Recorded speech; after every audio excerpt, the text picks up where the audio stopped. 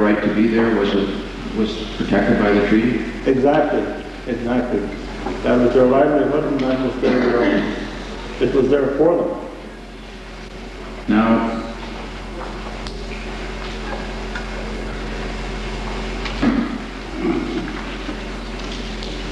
do you recall, in and around 1960 or perhaps late 50s, was there ever any indication to people from this community, or were you aware of any kind of arrangement that said that your people were going to be provided another way of life to make up for the loss of the trapping?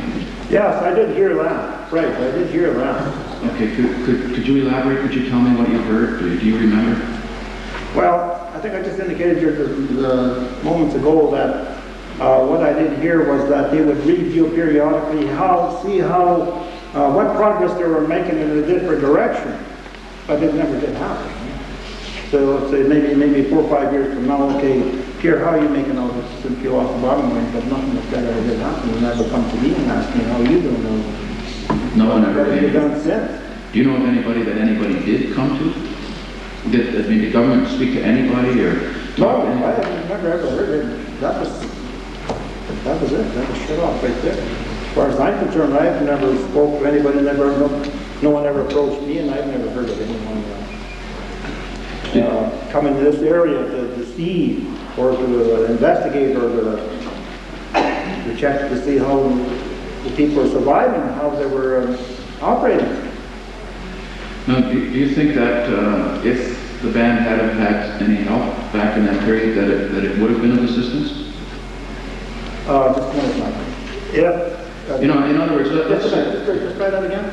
yeah, no, if the government actually, in your view, if part of the deal was that you were supposed to be trained and provided other ways to make a living to make up for the trapping, is it your belief that if that had have happened, if they had actually held up that part of the bargain, that it would have assisted the community?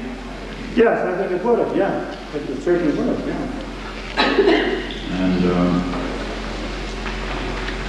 was it your view, did you ever believe that those people would get back into the Primrose area and carry on trapping again someday? Well, times have changed. If they got that back in 20 years, if the bombing went back in 20 years, for one thing, it would be awful close to take it back for the safety. It wouldn't be safe here. Since then, now the gas and oil exploration has moved in. The population has started to increase in that area. The respect of the hunters and trappers is not here no more. You hear of accidental shootings there just every so often. We had one here last summer. But it wouldn't be, you should be in danger if you took it back and went back go back home. Somebody would shoot you. Now, you also talked, Mr. Matchway, about when you came back to the community, you noticed a difference. Is it your opinion that difference occurred as a result of their loss of those hunting and fishing rights in that area? Exactly. And I support that 100%. Yeah. What did you see when you came back? What did you see with your people? Well, you could tell by the elders in group sessions, the atmosphere had changed. Their laughter and jokes and the festivities and gatherings were starting to peter out. Did you notice whether alcohol was a problem or anything? Well, yes, it was coming on then, yeah.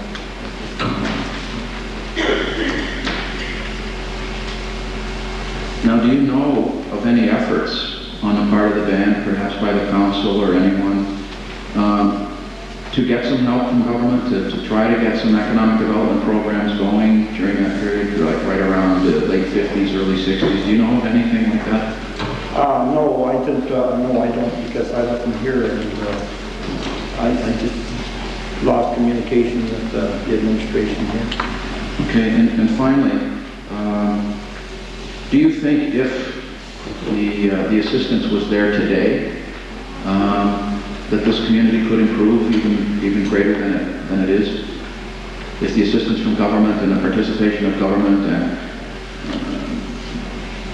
and to go back to that agreement, if that was part of the agreement, was to assist this community in finding other ways of economic development projects, do you think if that assistance was there even today, that would greatly enhance the opportunities of this community?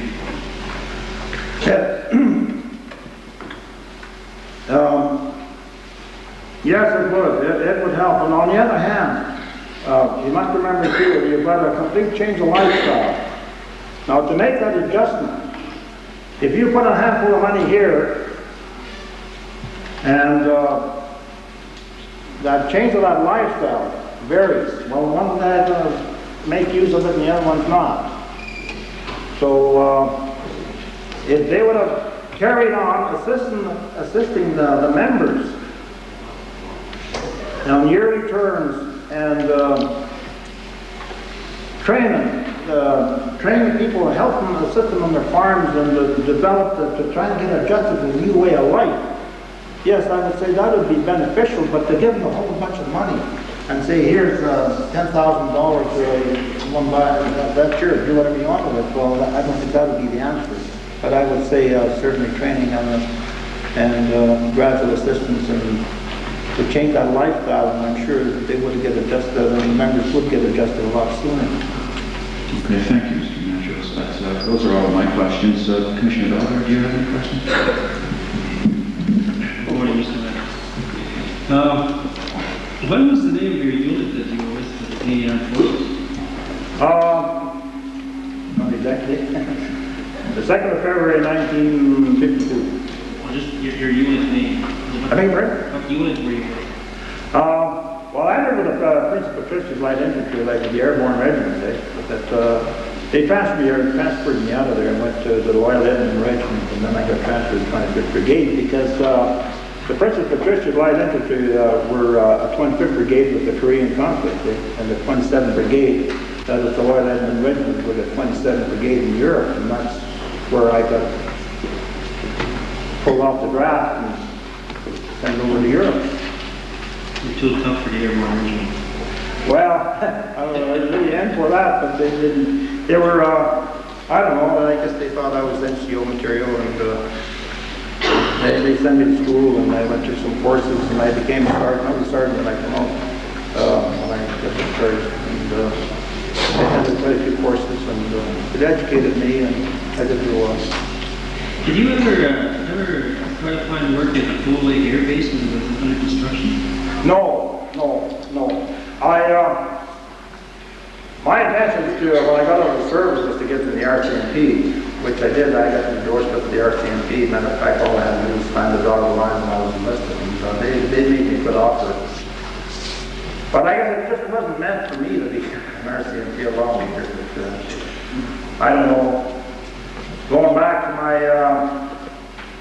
my kinfolk, my mother's dad was a Scotsman. He was a blacksmith and mechanically inclined, and my uncle on that end was the same. He was mechanically inclined. He was a welder and North American. And actually, that was more of my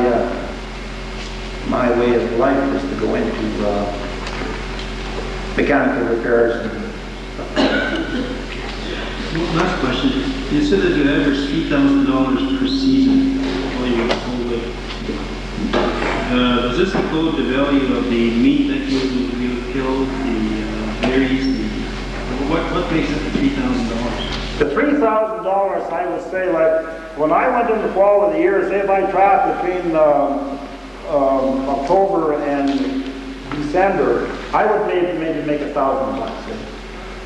So after that, maybe I go to a logging camp and stay there till maybe March, April, make another $1,000. Then I go trapping mats in the spring, and then make $100,000. And this is about the way it went. So I had a choice to go either way. Still come out with a few bucks and then survive through the summer and then work on the farm on the summer. And you mentioned that the compensation amounted to $500? I beg your pardon? Your compensation payment amounted to $500? Yeah, right. What do you think of that as Is that fair and equitable compensation? You're glad to ask that. No, I didn't even look at it. I never seen the check. I didn't give it out. I didn't take it. I took it. It's not worth it for me to even look at it. I'll go another direction. Okay, thank you, sir. Commissioner Prentice? Thank you very much. I wanted to carry on that same line of questioning. Your family at that time would have had a successful farm, a 60 to 70 acre farm. And I presume that's where you were raised as a young lad. And your father also would have trapped in the Primrose area, is that right? Right. There were quite a number of families that had the same combination of lifestyle and income, is that right? Right. And I'm less interested in the absolute dollars of how much money you would make from the Primrose area, but can you tell us what percentage of your livelihood as a family would come from the Primrose area?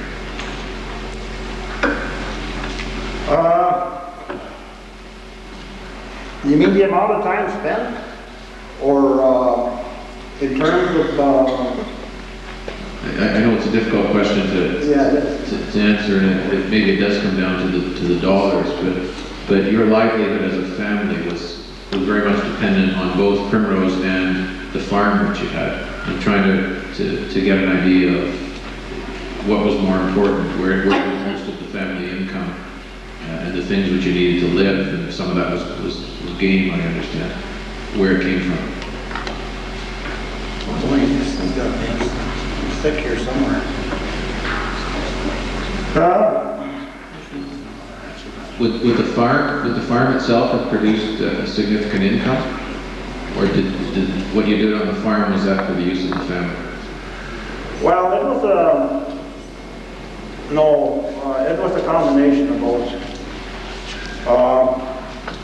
The hunting and trapping was a lifestyle. That was more important. Farming was more like a secondary. It was something that you had to get educated to. Trapping, you already knew that. That was something that was number one. Trapping and fishing, that was number one. That's all you did. Farming was more or less a secondary. So the trapping was the principal way in which your father, for example, would have earned his livelihood. Yeah, certainly, exactly. And the money which your family had, the cash which your family had to spend and to buy things, that would have come from the trapping and the fishing. Yeah, right. It would not have come from the farming. No. And your family trapped and fished in the area north of Primrose Lake, did I understand, near Martin River and Muskie River? Oh yeah, it's in the Primrose Lake area. And you had trapping cabins there. Yeah, right. Thank you very much. It was very helpful.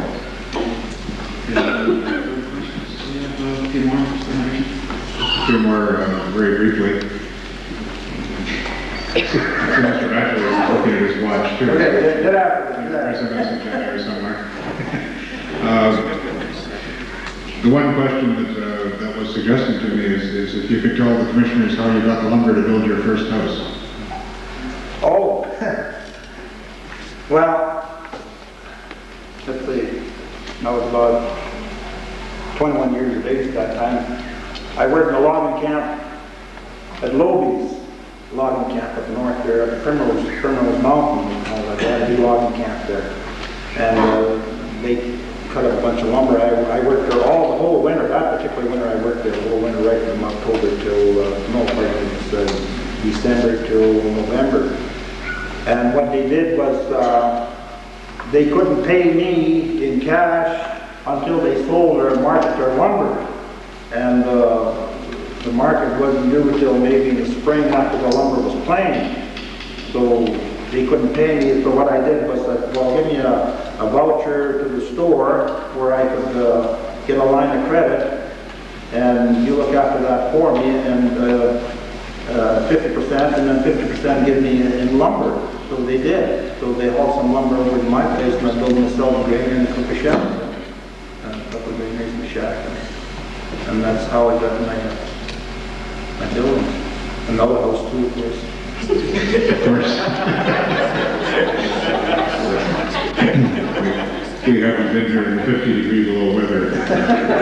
I'd certainly want something around it. I just have one other question, and I hope that you can help us with it. We don't have this on the record, and we've got to write a report that a lot of people who've never lived in the north have to read. When you say you were out in Primrose Lake and you're hunting and trapping and everything else, and there was no waste, I hope we can clear up the fact that means to me that if you caught a beaver, you would skin the beaver, stretch the hide, and eat the beaver. Is that no waste? Is that what you mean by that? I myself have never had a beaver, no. What would you do with the meat then? No, well, when you had it over to the granddad or something, you did dress it. Yeah. You did dress it, you know, I mean, you didn't dispose of it, no. You dress it up and you take it over to my granddad and he'd take care of it. I myself am not fond of muskrat, but the same thing would apply. The same thing right now. And I never again. All right. Geez, I've been hungry. Anyway, okay, go ahead. before we deteriorate to a cooking class, you also said there was something you did with the bones too. What was that? Well, the bones, of course, the antlers, you know what they do with the antlers, you know, the trophy. This portion, the lower from the knee portion of the moose leg is used for tanning hide. They take the nerve? No, the inner liner of the hide. The inner liner is a sort of a, maybe something that's named for it, right? The flesh, yeah, they something got away with the bone because the blade will cut the hide, and this don't. It just scrapes. Obviously, you use the lower leg to make the scraper because that won't damage. Yeah, the right. scraper. Yeah. Okay, thank you for helping us with that. As I say, we haven't gotten into it before, and I think I know why now. Those are all my questions. Thank you, Mr. Chairman. Thank you, sir. Yes, thank you very much.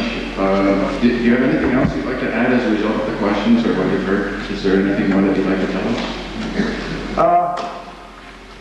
No, I know I missed one, but I can't do it. You can. I just want to thank everybody that, everyone here and taking up your time and my time. I hope that we accomplished some favorable results. Well, we're And I hope delighted. I certainly been of some value, some help to you. I think I speak for everyone here that you've enlightened us a great deal. Obviously, your life has been very interesting. You've done a lot of things and accomplished a lot of things, and that sounds like a fascinating life. We're delighted that you could take the trouble and the time to come and help us and share with us that experience. It's been most educational, and I have to personally say that it was very enjoyable listening to you. You've been a big help, and for that we appreciate it. Thank you very much. Thank you. Okay.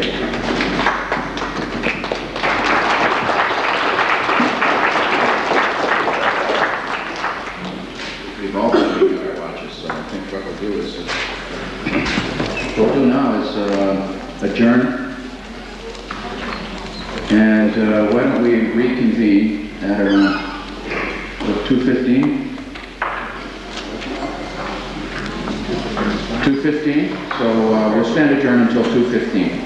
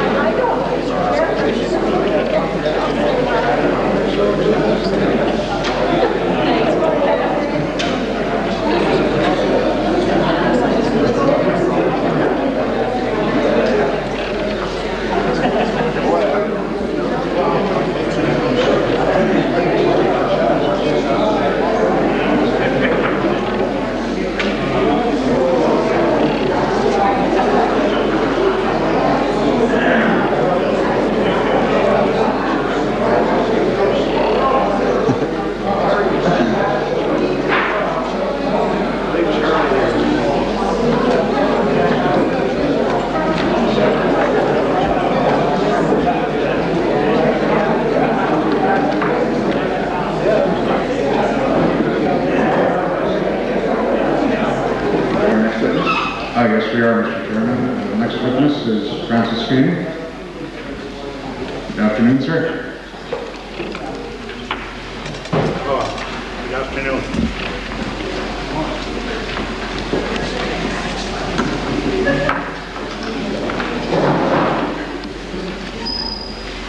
Sir, I understand you're now 59 years old, Yeah. and as a young man, you spent time in the Primrose Lake area? I left school in 1949. The spring of 50, that was 1950, spring of 50, I left school. And the fall of 1950, I went back with my dad and to their trop lines. And I tropped with my dad from It's getting a bit unreal. Maybe they just got it. This is a fourth.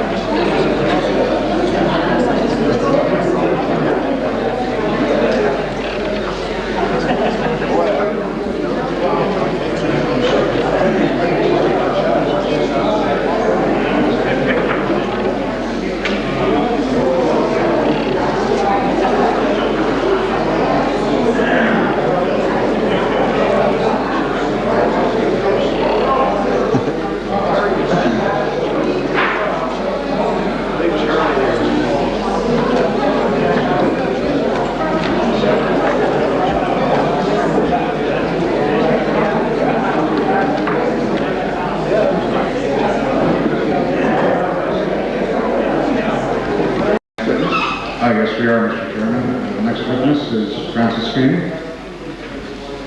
Good afternoon, sir. Good afternoon.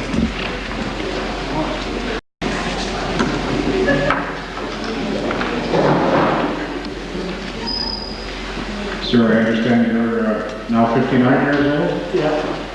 and as a young man, you spent time in the Primrose Lake area? I left school in 1949. The spring of 50, that was 1950, spring of 50, I left school. And the fall of 1950, I went back with my dad and to their trop lines. And I tropped with my dad from 1950 to 1952. And do you recall any interruption with the trapping or the lake of Primrose Lake in 1952? In 1952, if I remember right, there's a couple of guys that came in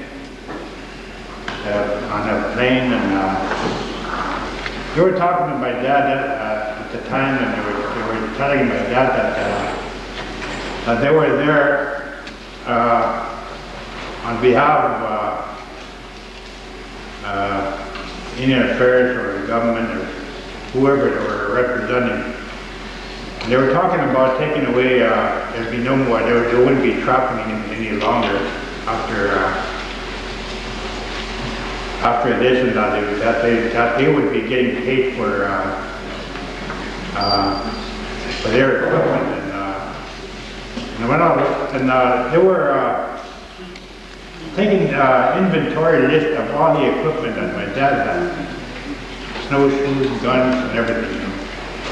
And I had snowshoes at the time, and guns, and everything. It was all put everything on paper. And that spring, I think, I don't know what time of the month of that spring, but he got paid, he got compensated for his equipment. And since I didn't have any license or anything, I was just sort of a solid partner to my dad. I did, according to my honest, I seen it that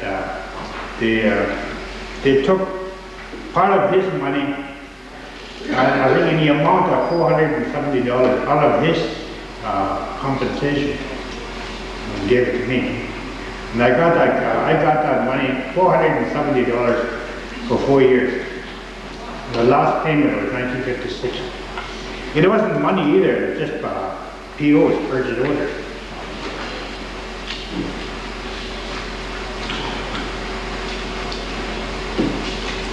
Prior to creating the range, did you have your own trapping license? No, I never did.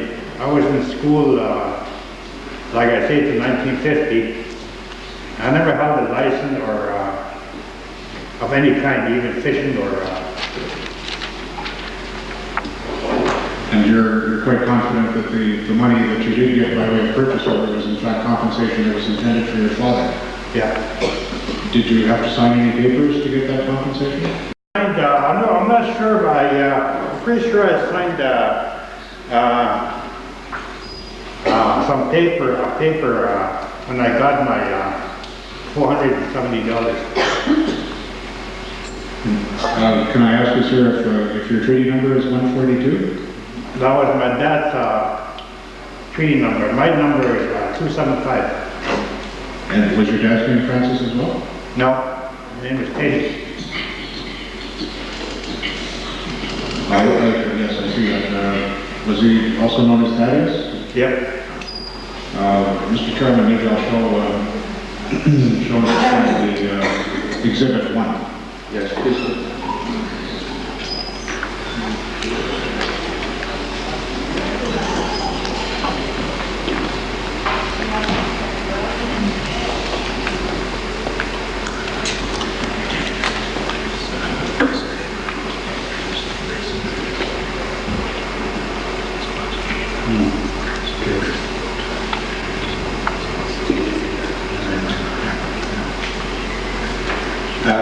Okay.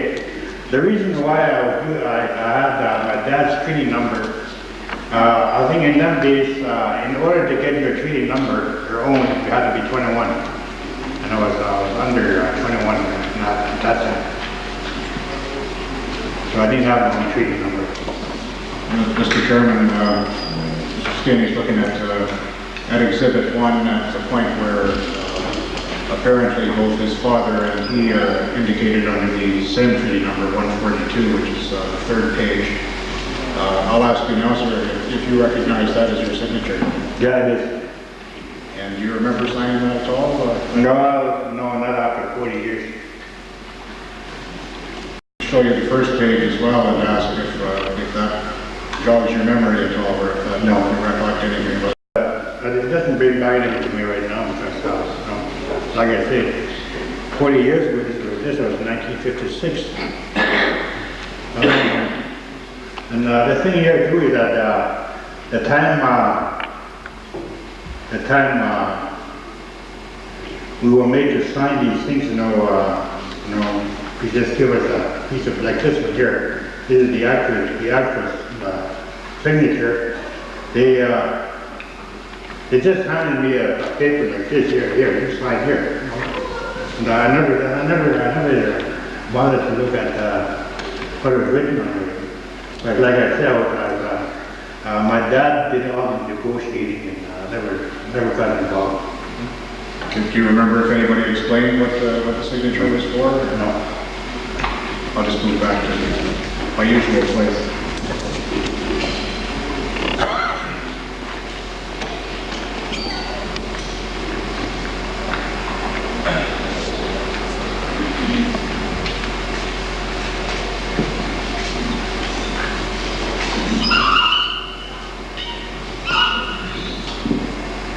After the range came in, how did you make a living after that, sir?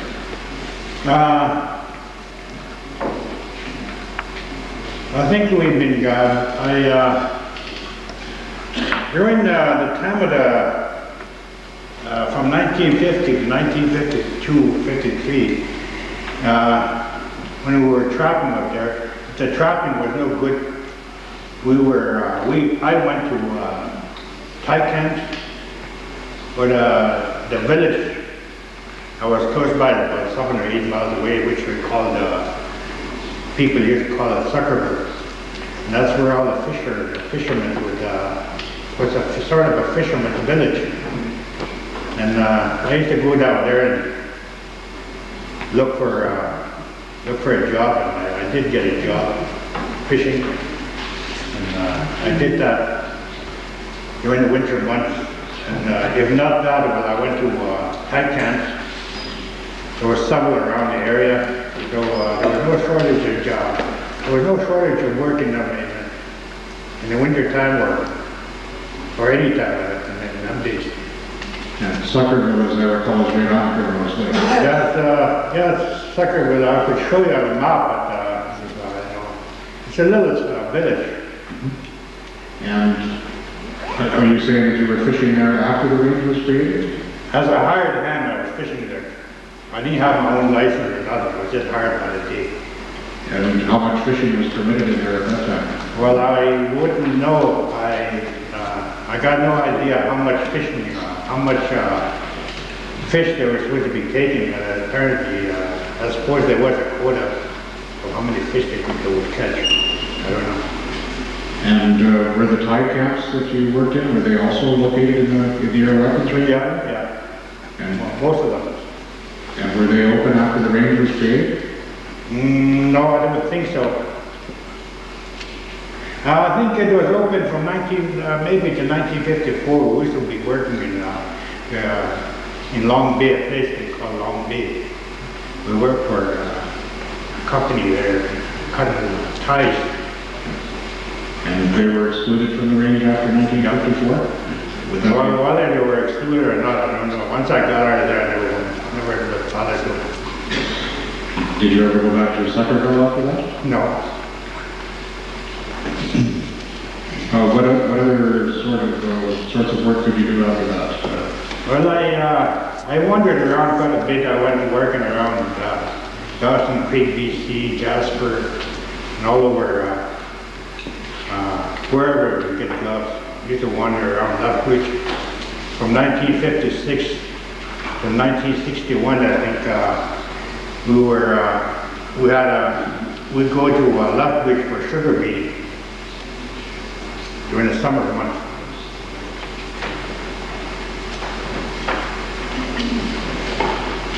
Were there other times that you were allowed back into the Primrose area? Or? The thing there that happened there to true is that the Indian people from the reserve here negotiated with either the provincial or federal to go back fishing in Primrose during the holidays. And I think they negotiated for about 2 years or something like that. And they finally were allowed to go back to go fishing in Primrose during the Christmas holidays and the Easter holidays. And I'm just trying to get a date for that. Do you remember what year? Around? no, I don't remember what year. Anyway, they did go back up there. They were fishing up there. There's quite a few fishermen from here. And later on, they got phased out. White people that were commercial fishermen, you know, the Indians from here, they formed a co-op. They joined a co-op with a white fishermen. And after a few years, they were phased right out. They were voted out of white. Anyway, I don't think today there's no commercial fishermen in Cold Lake in that co-op at all. And at that time too, I remember my dad. He got a flag from the Armed Forces, the Air Force. It was a big orange flag. It was bigger than a square. And they got permission to go hunting during the season too, the Christmas season, to go hunting mooses. And wherever they were supposed to be hunting, they were supposed to spread that flag out on the ground, you know, so that they would know where they were at. I remember my dad having a flag. And after Were you involved in the negotiations for compensation? No. In 1958? No, I wasn't involved. Did you subsequently become a member of council here at Cold Lake? I became a council in 1968. I was elected in 1968, and I stayed there till 1982.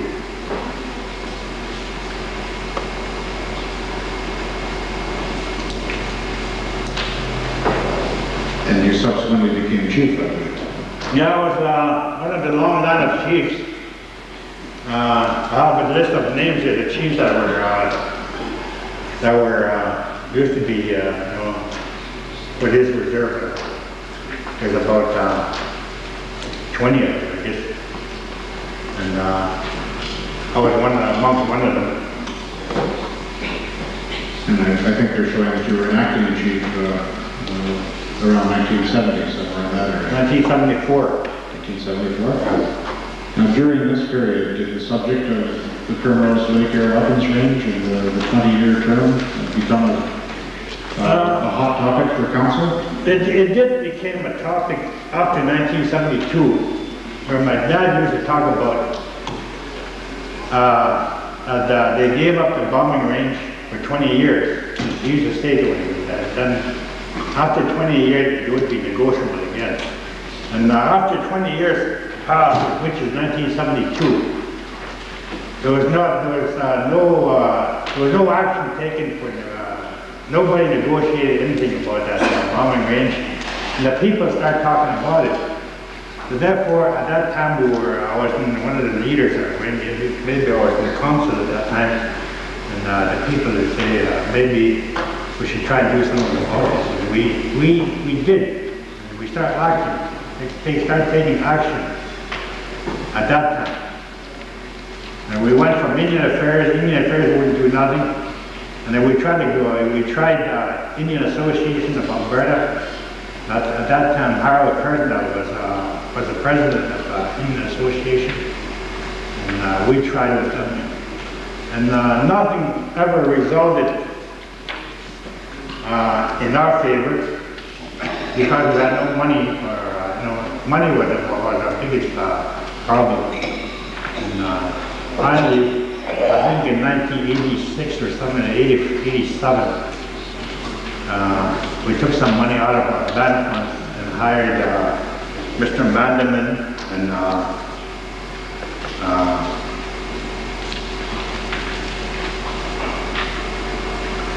John Cormac, I think his name was, and they started taking action only then. Do you remember back in 72, were there community meetings that people attended to find out what was going on? Were there delegations that went to Indian Affairs, or do you recall who went? I believe there was a delegation. I believe there was a delegation of some people that tried to negotiate with Indian Affairs, see what it could be done about negotiating after 20 years. But like I say, really nothing really happened with Indian Affairs anyway. They just ignored the whole thing. Do you remember the circumstances in which the claim that we're reviewing right now was submitted in 1975 together with the Indian Association? Yeah, I think it would be fair to say that it was brought in 1975 where the Indian Association was. And were there any meetings in the community about sending in that claim? There was a few band meetings, and the people, it was the people that approved that we take money from our band funds to hire lawyers and to hire people to go after this claim. Would those meetings have occurred around 1975 or before 1975? Well, around it would be in the summer that people would really start talking about the claim. And Do you recall what people would say at those meetings about the 20-year period being up? What was the position that they took? No, I can't,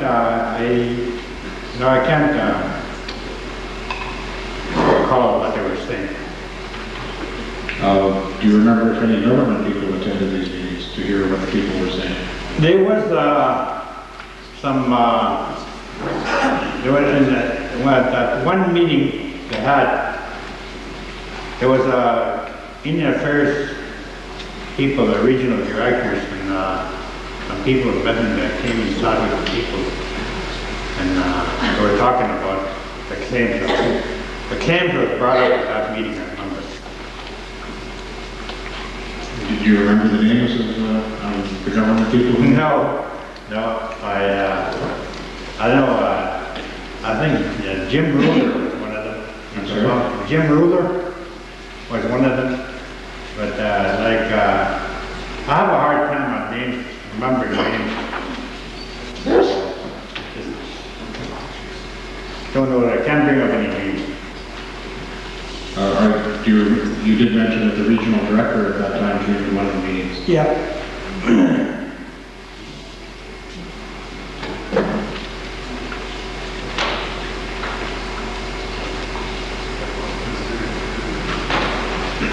We're just collaborating here. Do you think the regional director in 1974 might have been Fred Walkley?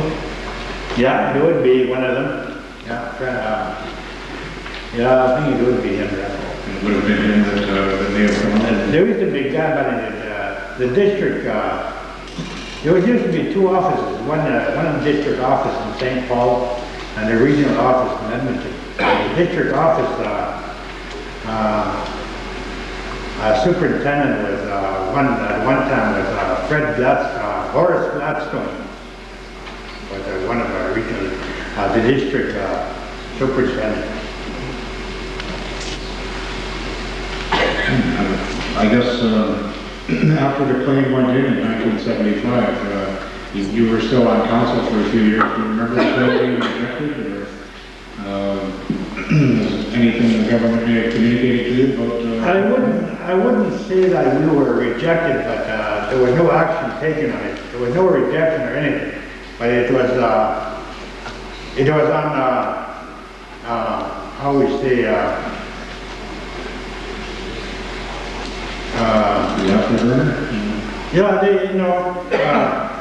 we bring in our claims and everything, and we bring it into them. And they say, we'll try this, we'll try that, but nothing became, no result. That's fine. That's a period of council activity that we haven't had any information about so far, and I thank you for bringing that to us. I don't have any questions, any additional questions myself at the moment. Maybe that some of the other council do. They're shaking their heads, and certainly that some of the commissioners do at least. Mr. Chairman? Thank you. Thank you, Mr. Stein. I'd like to get perhaps back to that 1972 period. Why, in 1972, to your recollection, what was it that made you think you had a claim? I wouldn't say thinking that I had a claim. I think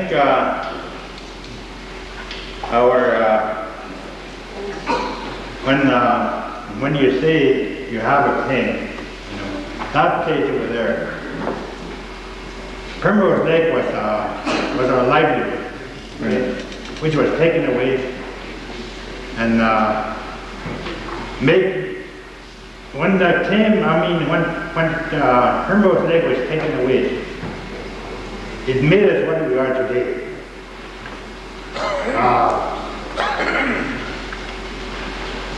We used to be proud people. We killed our pride, killed our culture, killed everything that we did, and we stood for it. We used to be proud people. Today we're welfare people. We live on their welfare. We wait for our welfare every month. There were very few people that have jobs here. There's very limited jobs. And most of our people, like I say, they wait for welfare. And that's what the primrose, when they took our bombing range away, that's what they made us, turned us into welfare people. What did you want, can you recall what people wanted in 1972? Did they want to go back into the territory? Well, some of them were talking about going back, if we ever got a chance to go back. And or some of the people were talking about it. Well, you know, it would be maybe worthwhile going back.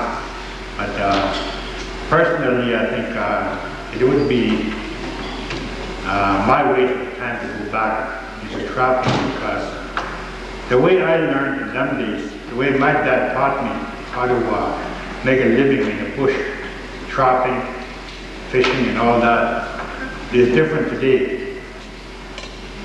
You go back trapping, if I went back out there and started trapping, and if I went back the way I was taught by my dad, I think I would be in jail. I think I would be in jail next week. Because the equipment that we use in them days are gone today due to some group of people which they call Greenpeace. They found a lot of, I think they hurt a lot of people by forming that group, and you could hear all over that, about Greenpeace restricting and banning traps. You gotta do everything all over, all new, everything new. So I don't think I would, personally, I don't think I'd go back trapping. But in 1972, people from this community wanted something, and I'm curious to know what that was. In 1972. So you said negotiations. I think in 1972, when the government, when Indian Affairs in 1952 promised to the Indian people that this bombing range would be negotiable again in 20 years. I think they were looking forward to that 20 years. And after the 20 years came, there was nothing done about the negotiation. Nothing. That's what they do. They're either going to be compensated by money or give land back or whatever. But they were. Did you bring people in or ask people from Indian Affairs to come in and speak to them about that in 1972? Yeah, we did talk to Indian Affairs, and we brought in Indian Affairs to talk about it. All right, and what did they say? What did they tell you? Well, like I said earlier, that we met with them, and they just said we'll see what we can do about it. And that was about it. Just we'll see what we can do. Yeah. And what were they going to see what they could do about? Like, again, I keep wondering whether or not it was, did you want to say that the lease is up now and we want to go back, or even in 1972, forget Greenpeace for the moment. Okay, you go back after 1972, like I said, the people are waiting for 1972 because the 20 years was up. Right. And they either go back trapping or else they'd be further compensated, you know. I see. And that's what they were looking for. And I think that's what we're still looking for today. And then Indian Affairs told you, we'll see what we can do. Yeah, that's right. But they never did nothing. Okay, did you keep asking them afterwards? Did you keep? Well, yeah, we kept, until today we're still asking them.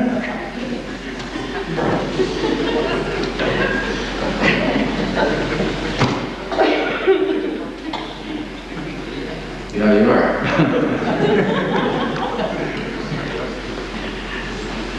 Okay, now, and when Indian Affairs, do you remember who it was that came in from Indian Affairs? Like, did you bring anybody in from Ottawa, or was it just local people? No, just local or regional, from Edmonton or the district office in St. Paul.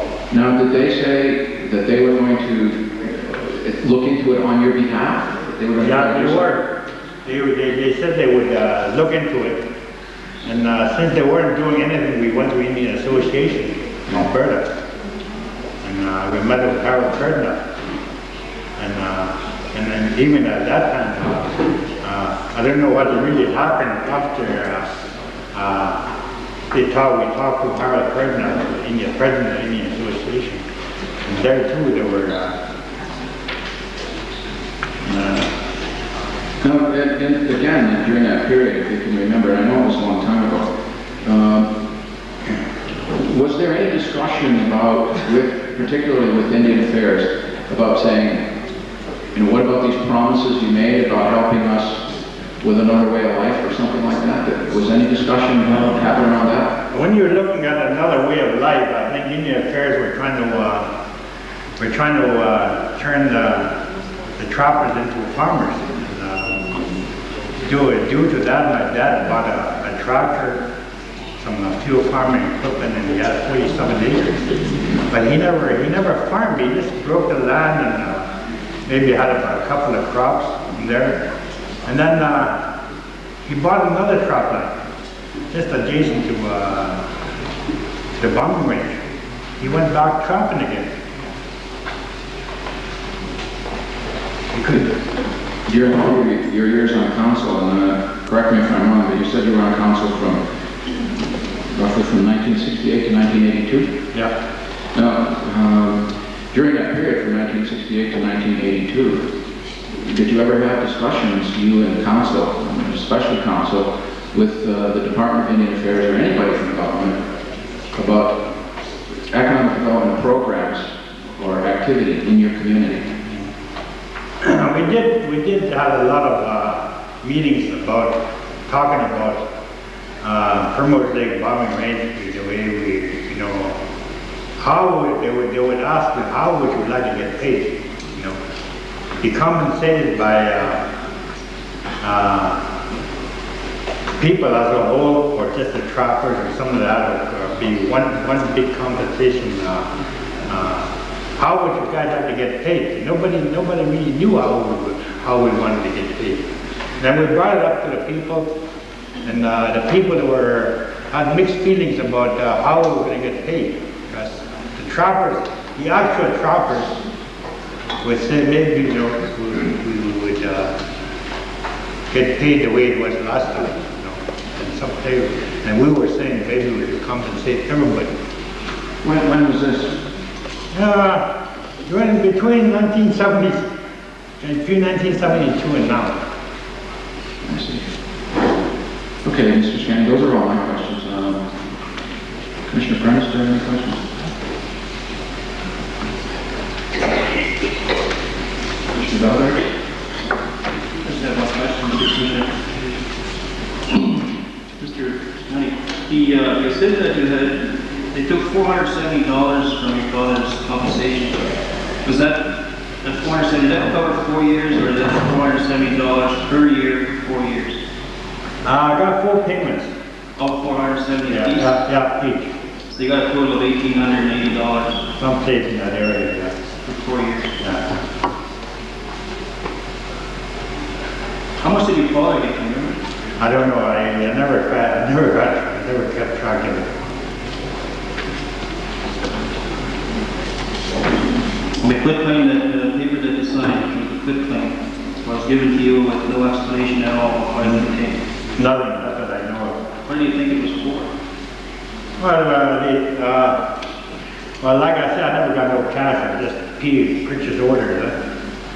And my dad got the cash, and he signed the checks. Did you ever meet with any of the other First Nations during your 1972 negotiations with Indian Affairs? Yes, we did. I think we had a meeting with Canoe Lake Chief and Council at one time, talking about the bombing range. And apparently at that time they had a claim too, so we had a joint meeting with them. And I think it was a couple of days that we were up there at Canoe Lake. Were there any Indian Affairs staff members there with you? No. At that time? Just between the two First Yeah. Nations? Thank you, Mr. Chief. Any further questions, Mr. Hanson? We got one.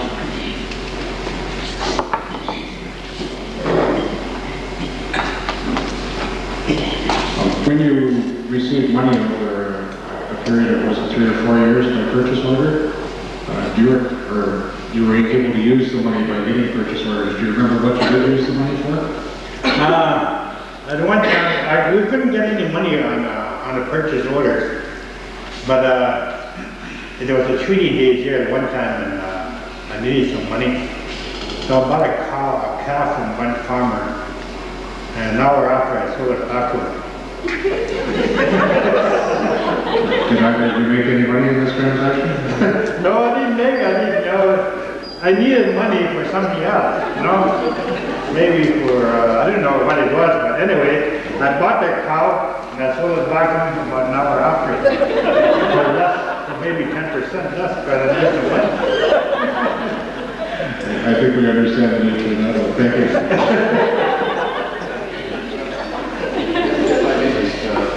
you. With respect to the purchase orders, could you get anything you wanted with those purchase orders, or were they limited in what you could do with them? No, we got anything we wanted. Like if you wanted furniture, you could go get furniture? Yeah. Because that time I didn't have a home. I was just a young guy, 20 years old. I didn't even live in my household because my dad had everything. I was living with him. Just a matter of curiosity, were you 20 when you bought the car? I was about 21. Mr. Belgard has another question. This was with the fisherman's co-op. This isn't in Primrose Lake? This is the commercial fishermen from Saskatchewan, which is Deersland. Okay. And there were a number of Cold Lake First Nation citizens who were members of that co-op at the time? The whole thing started, like I said earlier, that Cold Lake First Nations were the people that negotiated with the government to allow them to go fishing during the holidays. They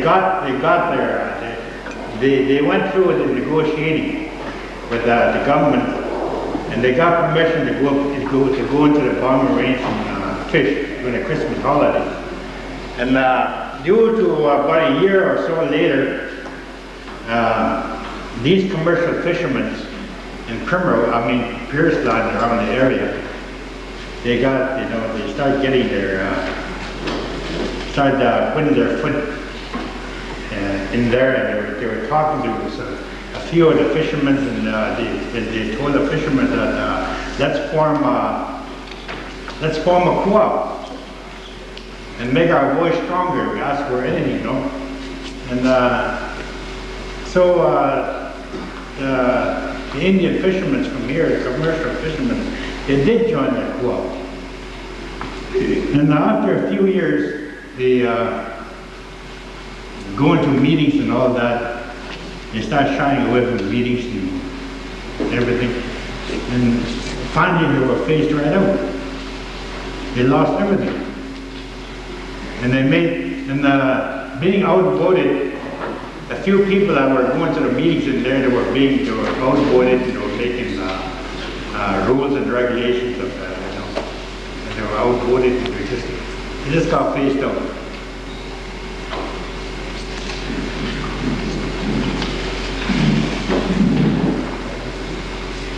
That was after 1956.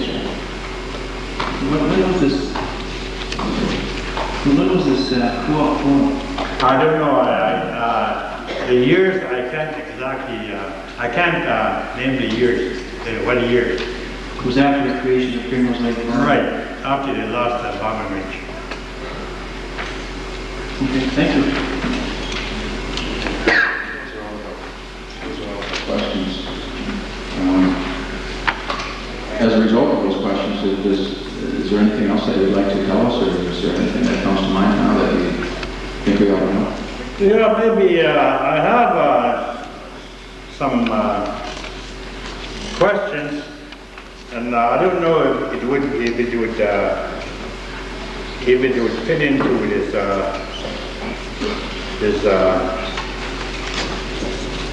what we're talking about today, but I think we talked about this claim with, we had a few meetings with the local commanding officer at the base. I had a meeting, I think twice or so, and we talked about this claim. And he filled us in on some of the things that were happening. And the thing here is that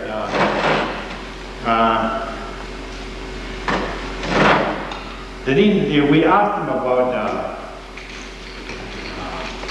1952 when they were trying to get us some files or whatever. They wouldn't give it to us anyway.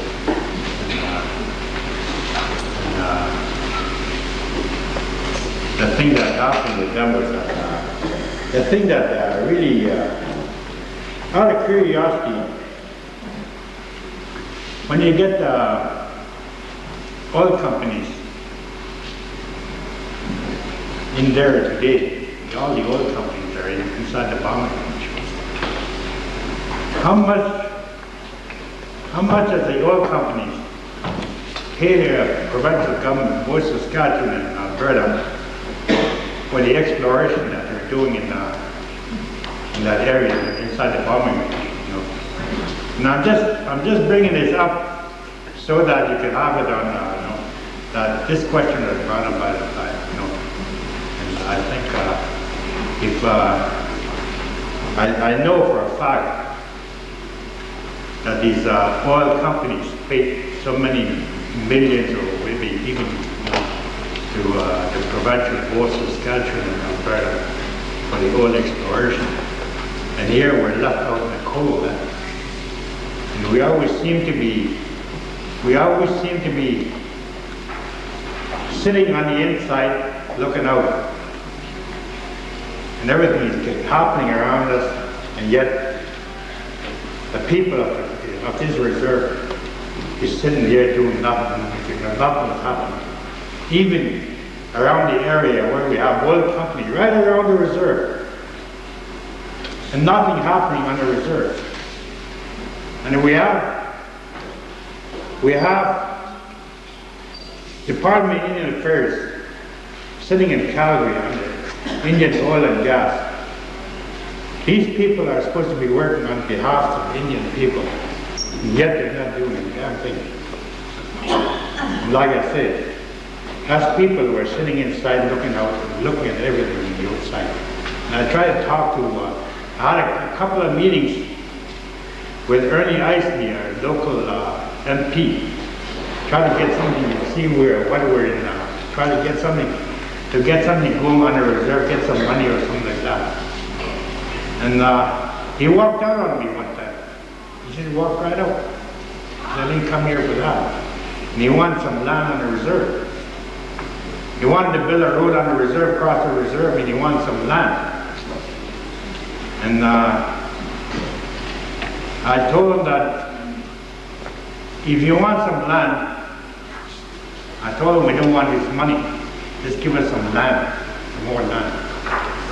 If you can't do that, you say you're wasting my time, and I don't want to waste your time also. And you walk right out. And I hope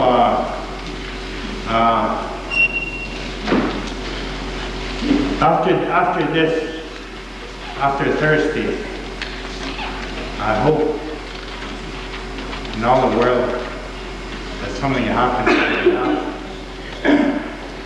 I hope something happens for the benefit of the Cold Lake First Nations. And I'd like to thank you guys for hearing me today, and I think it's about time that the government of Canada start listening to our needs and stuff like everything like that. And I just want to say thank you very much. I have a lot of things to say, and like you say, I left school in 1949. I was 16 years old, and I went to grade 7. And in them days, there was no follow-up after that. If you're grade 8 and you're 16, our limit was grade 8. and our limit was 16 years old. I was 16 years old, and I was grade 7, and I got kicked out of school after that. And today it's different. You can go to university, college, and all that. It's a big difference today.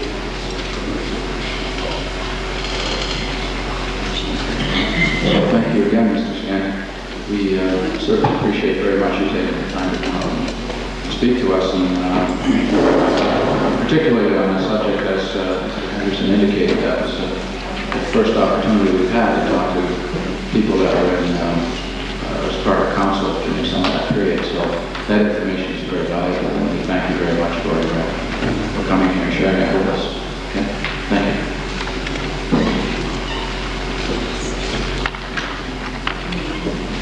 Okay, Mr. Henderson.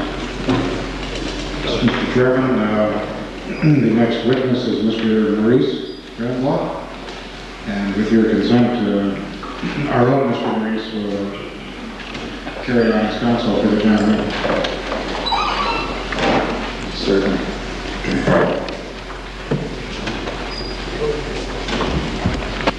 Well, I was about 14-year-old at the time, and upon getting out of school, I did engage in traffic with my father, for 2 seasons. Well, I was engaged also in the commercial aspects of it, commercial fishing. Mr. Grandlaw, could you speak closer to the microphone, please? Our technician over here, see if we can relocate that. Of course, in my earliest recollections as a small child, I was with my parents up there till I entered elementary school or grade school. And there is some small instances which may not prove of any great significance, all right, but the hardships and the dedication and the ambitions they've had at that particular time, and I think back, they were very dedicated people. They went through hardships that I remember as a small child. Such as, you know, they had to fight bitter cold weathers. Some small incidents that I'm just going to say this, because when I think back on it, after all these years, it kind of strikes me as quite an accomplishment. You know, they had to dig holes at 4 feet height, and your animals had to be in tip-top shape, otherwise you didn't have open hell. But they worked at it without any outside assistance. So when you were quick, you were okay.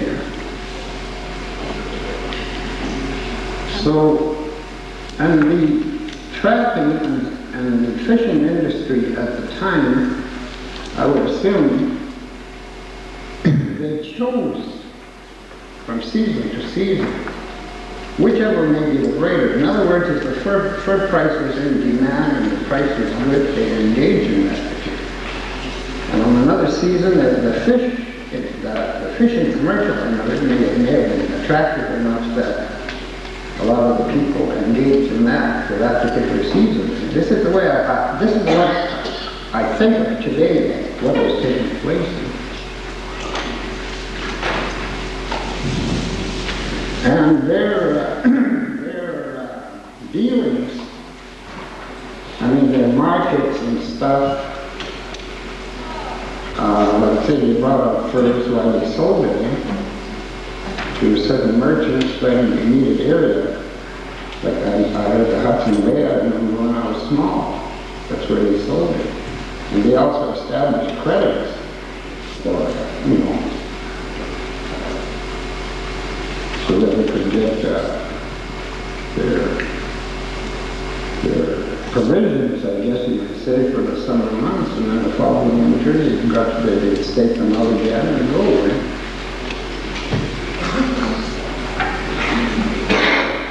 So it was quite a disruption, I would say, when the DMV took over these tracts of land in the lake. The transition between, especially on my dad's side, he could not read nor write. He was a trapper. Mind you, he had a home, a small farm in the lake.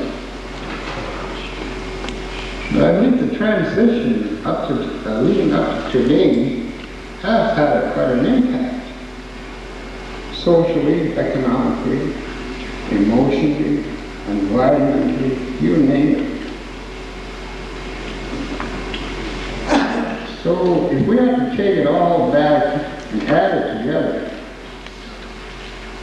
I do believe, from what I understand and listening now for all day today and on the previous occasions, I don't think people did get that. What was rightfully, you might say, their compensations were not adequate enough to adapt from a trapping environment to, say, a farming environment, which was very difficult for some, I would imagine, because I remember my parents during the summer months, they'd be preparing for the coming season. You know, they had all their equipment to contend with, and this disrupted everything, which brought all the other things that seems to set everyone back now, like booze and the like.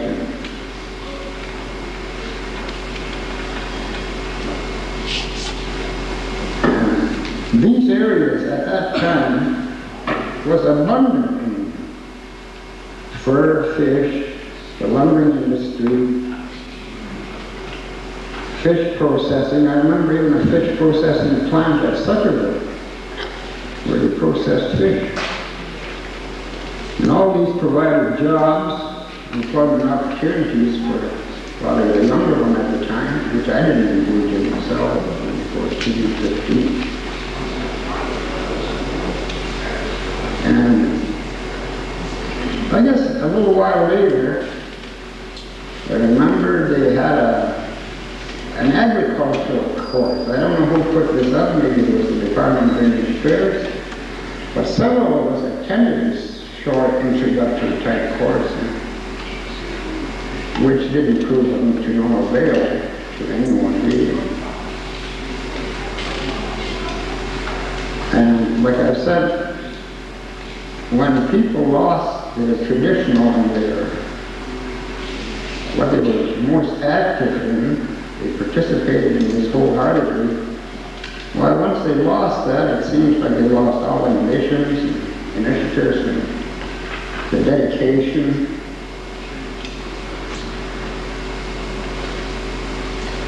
So when I look back at it, I say to myself, oh God, why are all these people here all of a sudden?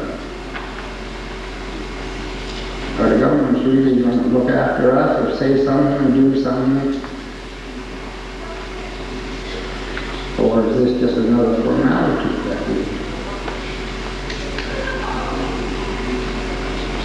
So all in all, I cannot go ahead and elaborate a whole lot that I've been listening about people signing certain documents, because I certainly never signed nothing. And those that did sign something or another, I cannot see any provision in there for the later people like myself, a descendant of these actual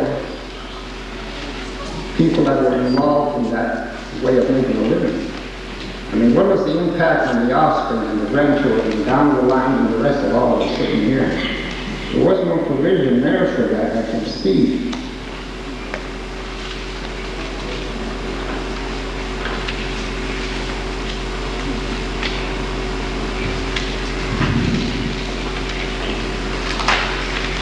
So if you are, see, it's hard for me to cover the whole area because it's quite vast here.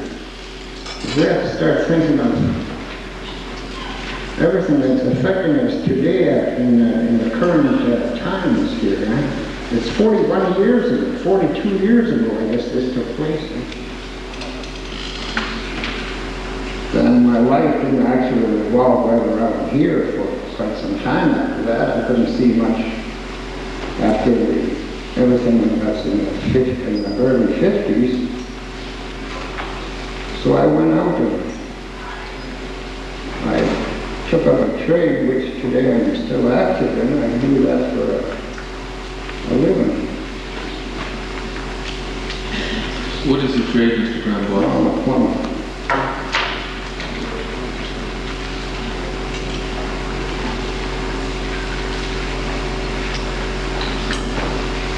I appreciate that it's often difficult to try and bring all these different facets together and what happened over the course of the 40 years. Maybe we can ask you a few questions, and I'm sure the commissioners will have some questions which arise from what you told us already. You mentioned you were involved in some commercial fishing. To what extent was that? You mean, Did you? I was with my folks. Okay. Did you ever do any commercial fishing after the range was closed? Cold right there. What's your parents? Did they do any trapping?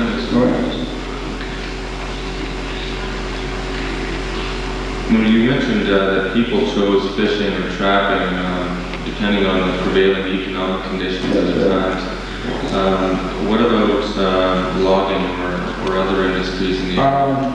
I remember quite a few of them, a lot of people in the area, although we personally, I can recall we were not involved in as far as highway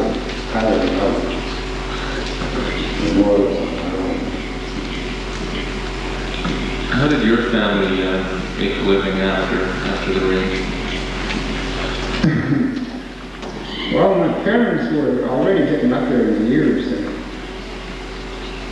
they had cows, they had horses, they had this and that, chickens and the like, and everything kept on this third on the normal plane. So it didn't not really greatly affect that I could see. And then the rest of it came along, I guess, people were on old-age pensions and the like, and just took over till my parents passed on. And I got the country for some time after that, in this particular area. But I still live at the same place. I'm still at the same home place where I was born, actually. We lived on the other end, not here, the Main Street portion. We were very close to the lake. It was always something to do. Did you have brothers and sisters? No brother. You also mentioned that there was a short introductory agricultural course that was... Yeah, I forget what year they did. It wasn't, it was in the 50s. So I started my apprenticeship. 56, 57. It would have been prior to that, when I was about 15.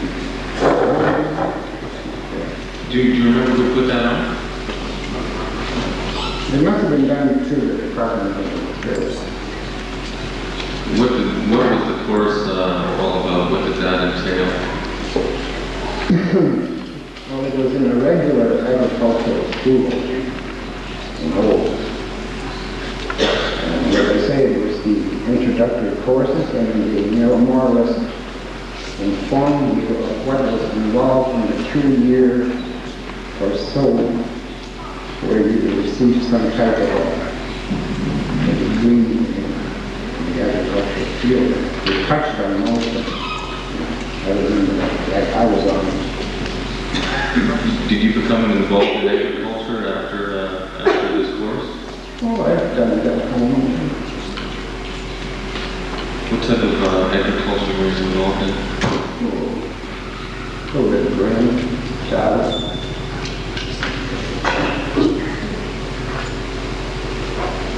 Were you familiar with other people as well that were involved in agriculture around that time in the 50s? All around, everybody around, yeah, most people did.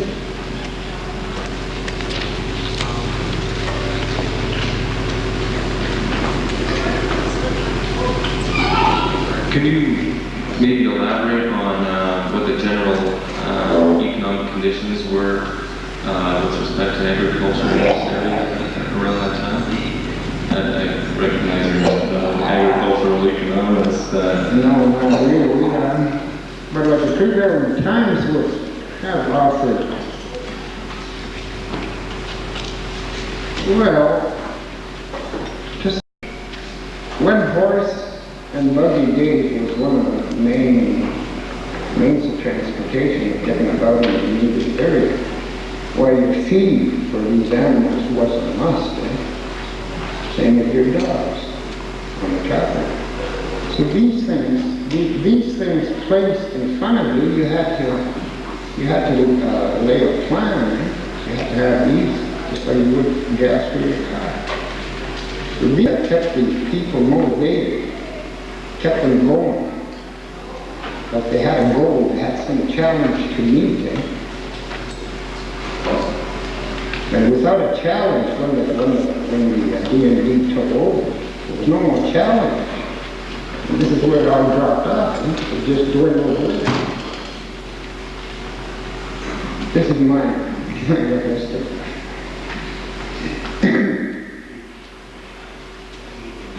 Sorry, Mr. Grandpa, how old are you? I'll be 57 in April. Now, going back to when the ranch was first created, did you ever hear about? I was up there, yeah. There was one flying around. There was a takeover of the Army. What do you remember about what was being I discussed? cannot really say, it was just more of a rumor that I kept hearing off and on, and all of a sudden,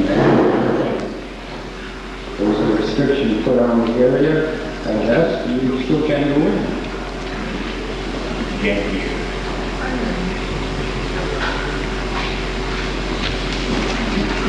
Those are all the questions I have, Mr. Grandpa. Perhaps Council may have.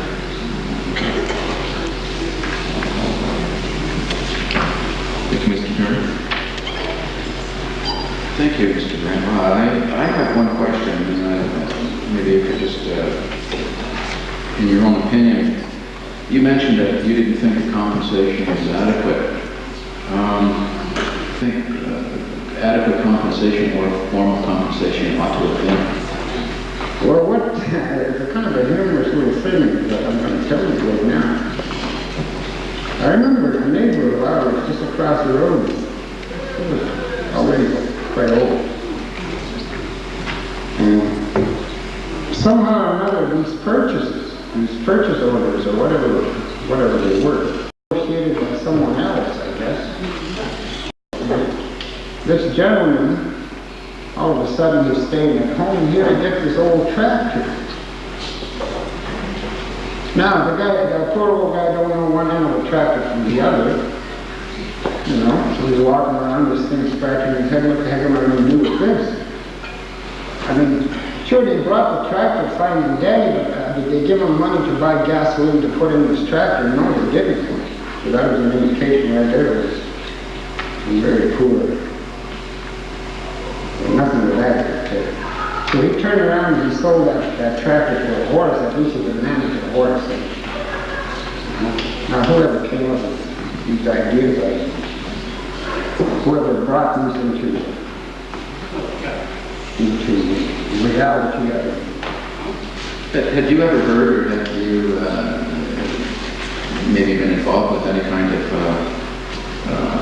discussions or any knowledge about the fact that there was supposed to be some additional That was the topic. education? At the time, that was the topic.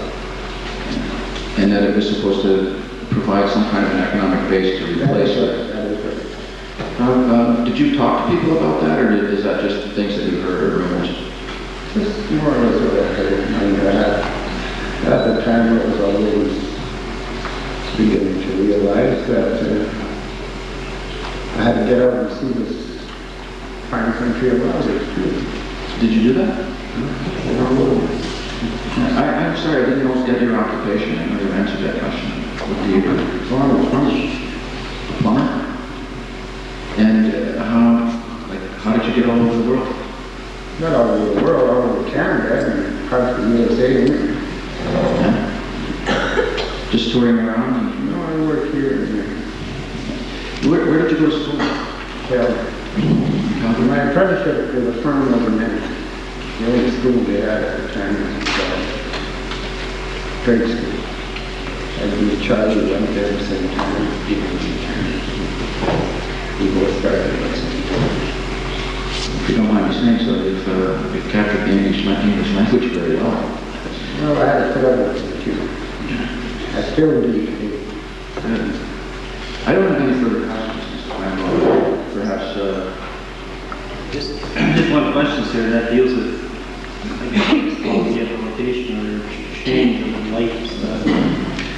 If you had the wherewithal today under your control, what kind of rehabilitation programs would you make available to the people of Cold Lake personally? Come in there.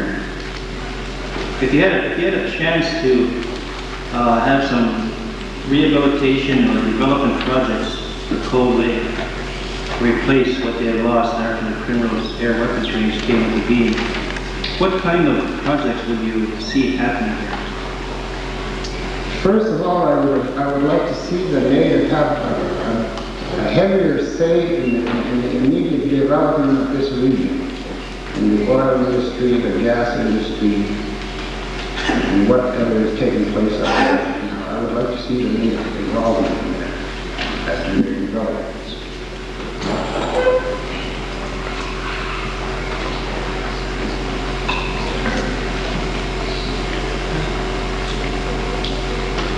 Any other training programs or anything like that? Because at this time, what prompts me to say this is we have natural gas all over our reservation. There's pipes leading out of it. And God only knows where it goes. I mean, we want more saving in our natural resources. Now there's a pipeline starting up in the range with it.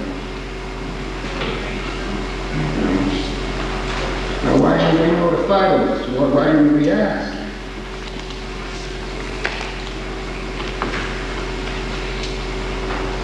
And as far as training programs, well, it's nice. I mean, we all require our immediate needs, right? Like, I'm on the reserve fund right now, full time. We have all kinds of little problems. If we manage, we can buy. I've got a couple of apprentices that are near, these are areas I'd like to see. But right now, we're short of an electrician to do that. We have had one of these well. And these are areas I look at because I've seen myself become a plumber and I got lost over there. You know what I mean? I got lost in the woodwork way over there somewhere. That there was nothing here for them to do up until this recent years. So we can train a whole lot of people, but if we don't have anything here to get them to work, to do things in various fields, in manufacturing or whatever, I mean, if we're going to lose it, it's no good to our economy, is it?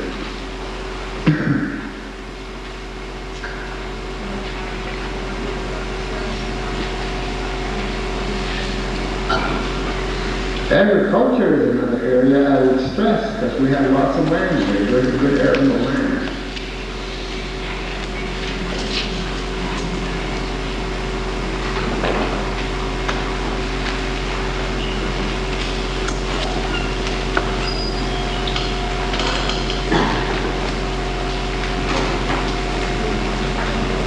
Thank you, sir. Mr. Prince? Yes, sir. You were a young man when the bombing range lands were taken away. You'd been a teenager, I presume, at that time. And then, do I understand that you you traveled a great deal after that and worked out from the reserve? And what changes did you see over time in terms of, When I got back here, when you came back in terms of employment? there was no except for the administrative the next year. There was no industry in the soil. I mean, in the area there was, the Essel and them guys coming in.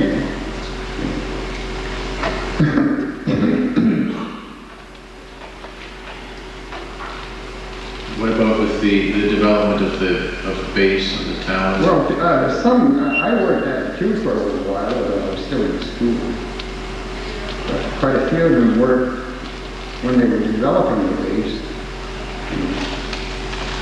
They were in various construction jobs, right? And the both towns here were beginning to grow up, so Grand Central.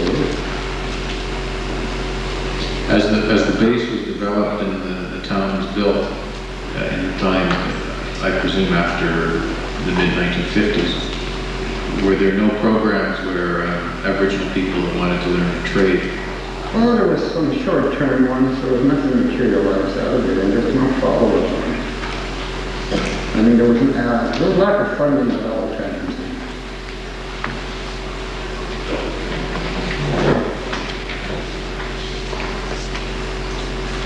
Those are all my questions. Thank you very much. Further, Council? No. If those are all the questions that we have, Mr. Grandma, with the other speakers, we certainly appreciate you taking the time to come and assist us. You're a very articulate spokesperson. Well, You've assisted us. if I can get any help, I mean, here. You have been, and if we feel like you can, we'll perhaps call upon you again sometime. Thank you, sir, for coming out and helping us. Thank you. Okay, at this time, what I'd like to do is take a 10-minute recess, and then then we'll have, I believe, one or two more witnesses this afternoon, and we'll wrap up for the day. So let's try to keep it tight to 10 minutes, okay? We'll stand adjourned for 10 minutes.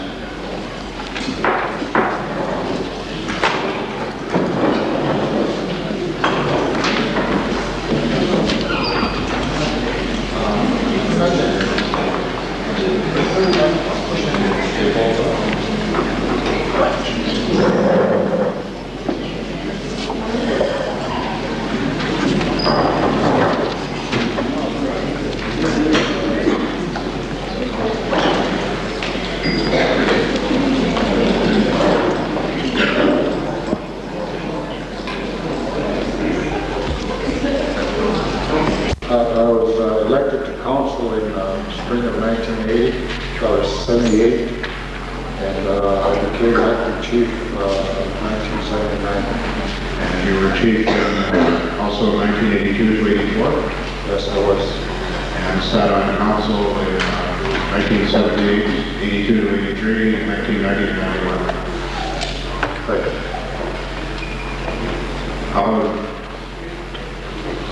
Did you, as I suppose a child or a young man, have any experience in Primrose Lake with your family?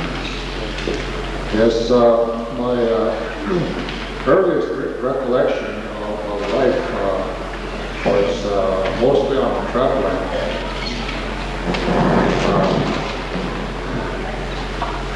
I can say that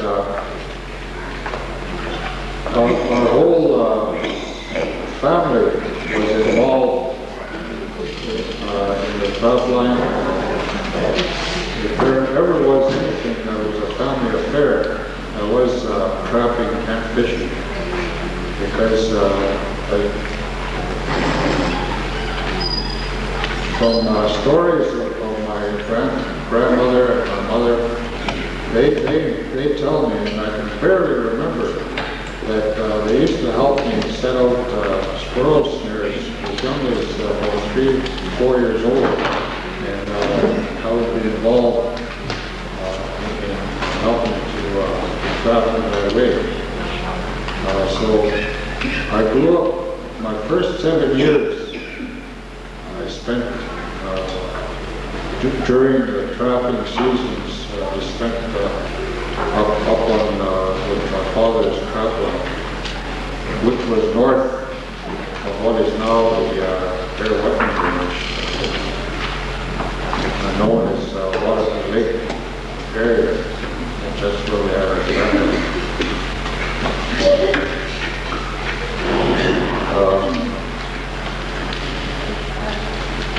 You've heard many speakers tell of the good times that they experienced during those years.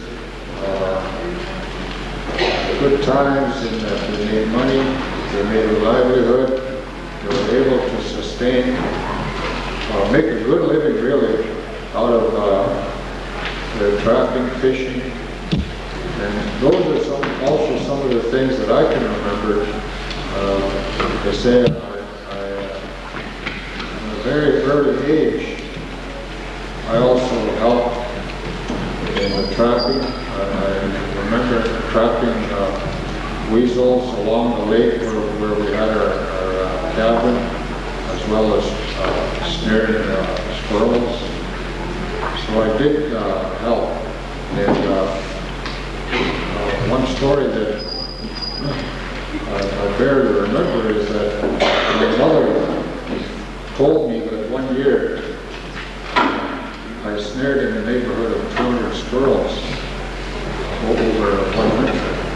So from that tells me that my family, and I'm sure, as well as other members of Cold Lake, that they all made good livings from the trapping and later on fishing. Just an aside, I guess, regarding the trap lines. There were 3 families in the area that lived or trapped along the Waterloo Lake area.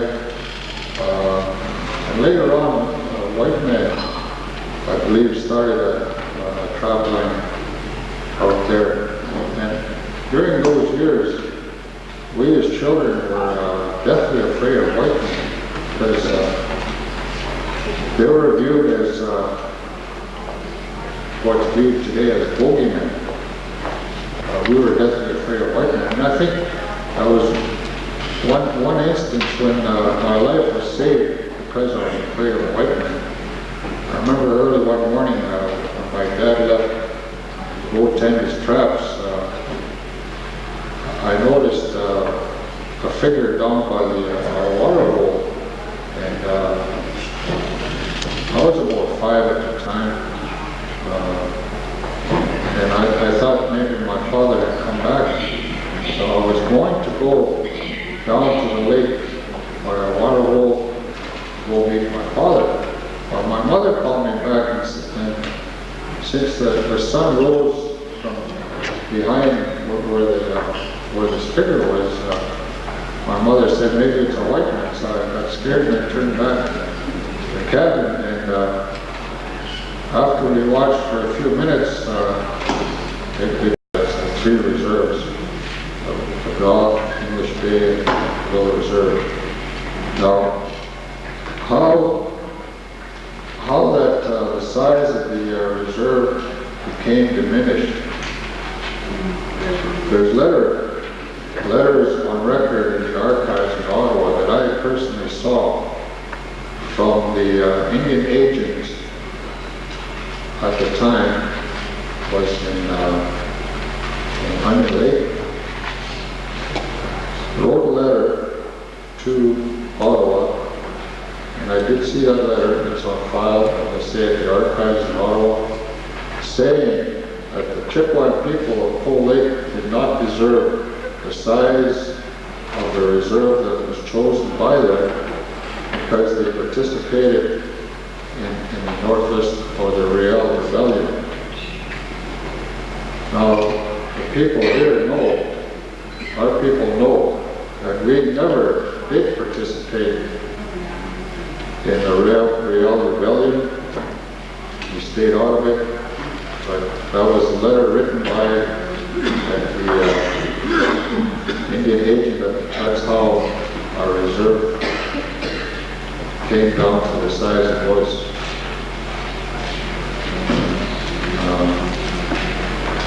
Now, there have been, I've heard questions from the commission saying that why was terminals not included in treaty negotiations? I believe they were. Not Primrose area, do some research and pursue some kind of resolve. Back in the late or early 80s, we involved a former judge, his name was Cormac, that along with who is now our present counselor, Tony Mandaman, to do some type of research to see what could be done. And then after that, I wasn't involved for a couple of years, so I didn't really know what happened. But the issue was always brought up by our people, that something needed to be done. And I think it was said earlier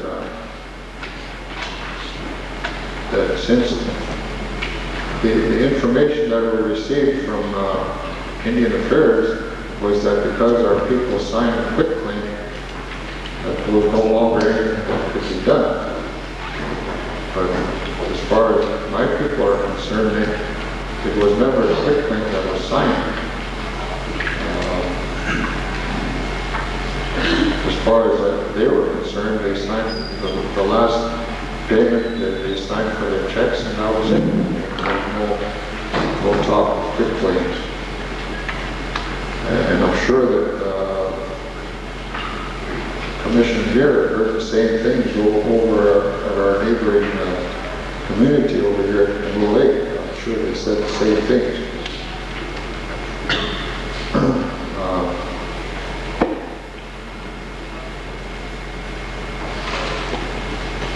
Now, further to how Cold Lake First Nations became involved in the claims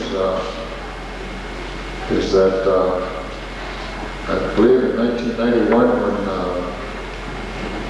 the commission was first formed or first announced, and we were informed that Mr. LaForme would be the head commissioner.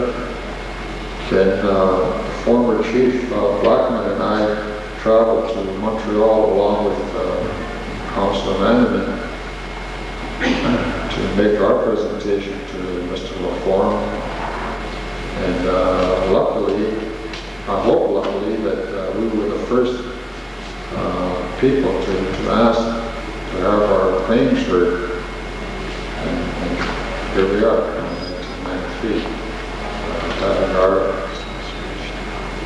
claims heard, and hopefully that we would not have to wait another 40 years to get some final resolve to help our people to get out of the economic hardships that we're going through right now.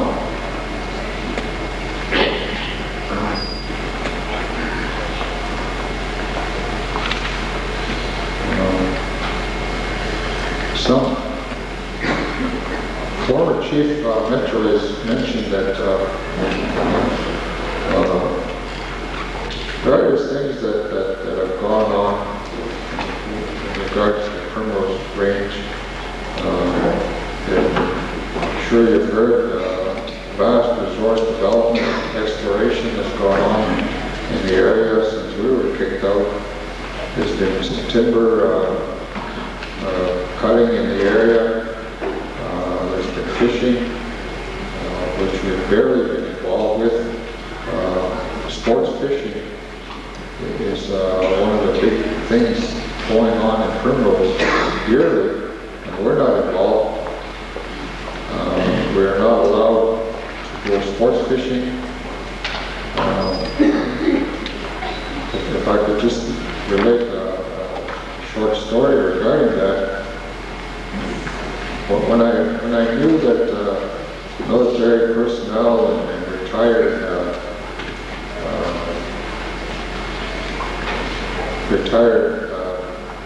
military people, as well as civilian employees of the military, could go up there to Primrose to sports fish on weekends. I required at the base if I could go, since I also am a former member of the Royal Canadian Air Force. They said, well, you go up to the gate with your discharge papers and they'll let you in.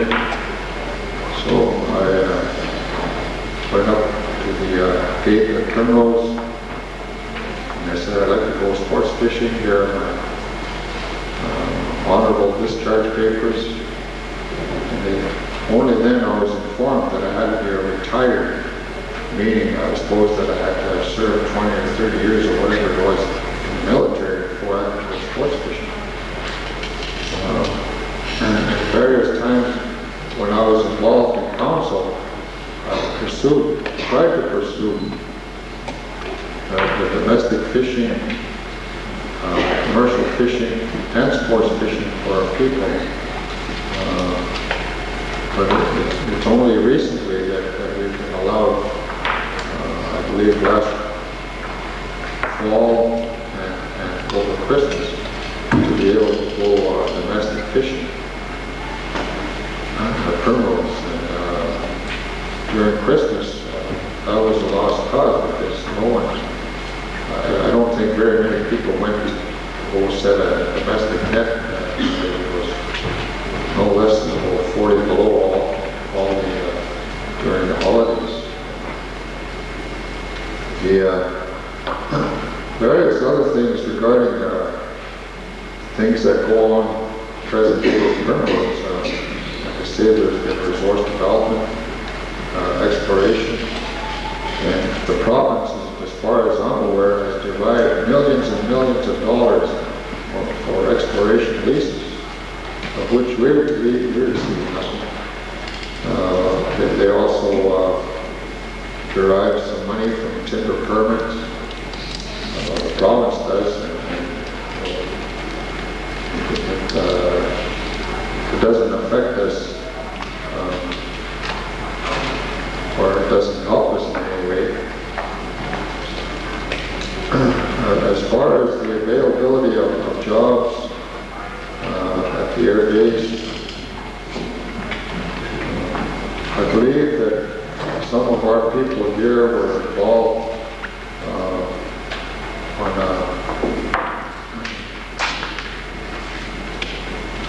in the building of the air base, but very menial jobs, labor jobs. And that's the only thing that I guess it seemed we were eligible for, labor jobs. As far as I know, no one from this reserve, or I shouldn't say no one, I believe that only one person has worked at the air base for any length of time. I believe he finally did retire working at the air base, but we are a community here of about 1,000 people. And at any given time, there is no one, or very few people on a permanent basis that do work for D&D.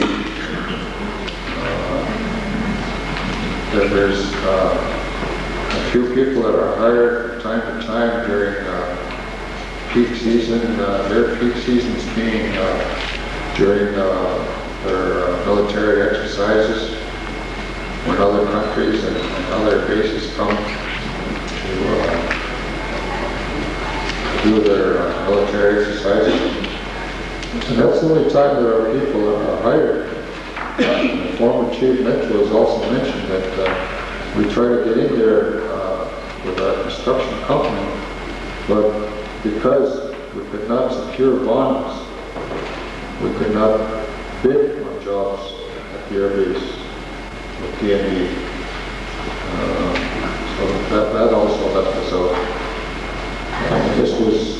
as early as, in the early 80s. So, by and large, people of this reserve have never benefited economically from the military presence in the area. We have never benefited economically from their presence.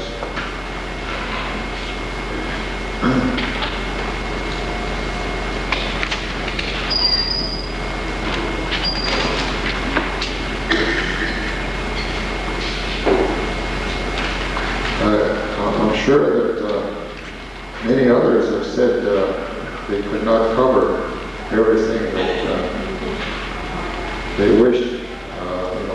Hindsight is always good.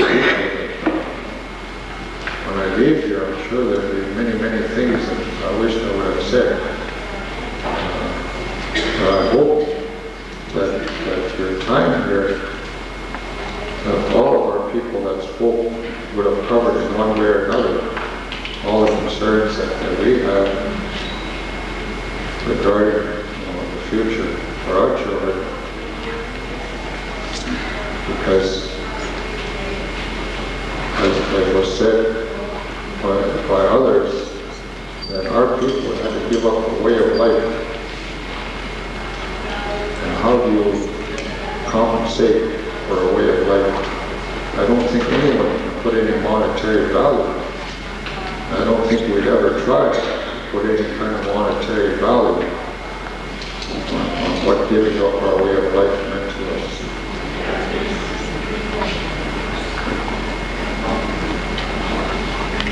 So I guess now I'd be ready for questions.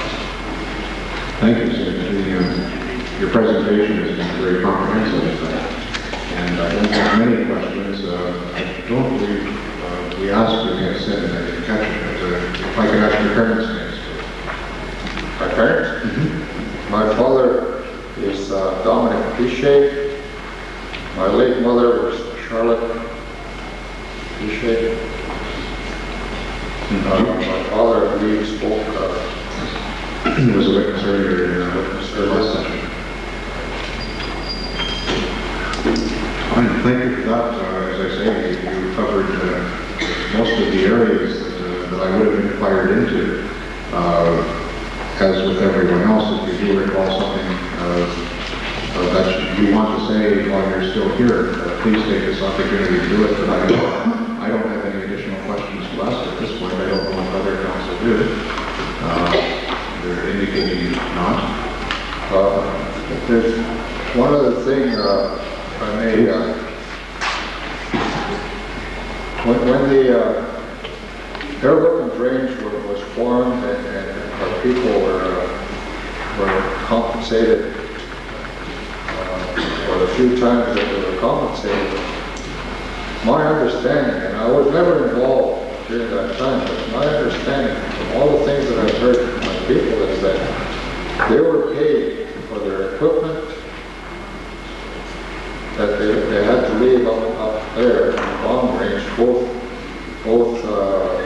trapping and fishing equipment that they had to leave up there. That's what they were paid for, but not compensated for the loss of their livelihood, really.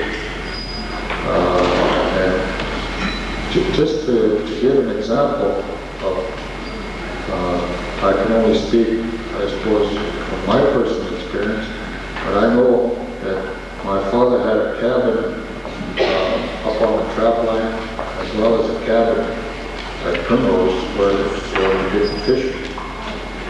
And one of the equipment went along with the two ways, both hunting and fishing, or trapping and fishing. And I'm not sure how much my father did get compensated. I was never around then, but it may have been less than $2,000 per payment, in whatever way it was.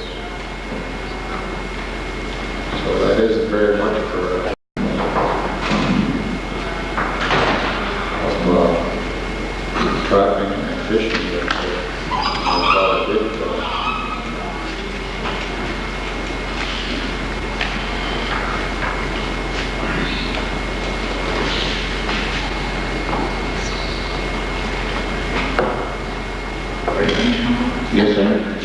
Mr. Bichet, Mr. Chairman.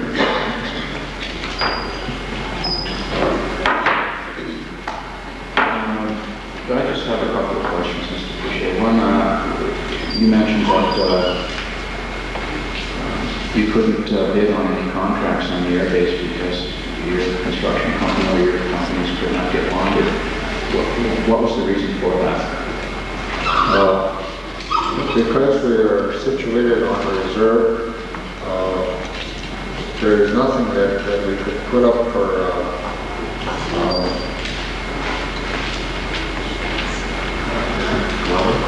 collateral. And also, that's why we couldn't get bonded. And all jobs, as far as I'm aware, contracts through DND have to be bonded. And our company, at that time, when we did try to bid on jobs, was not bonded.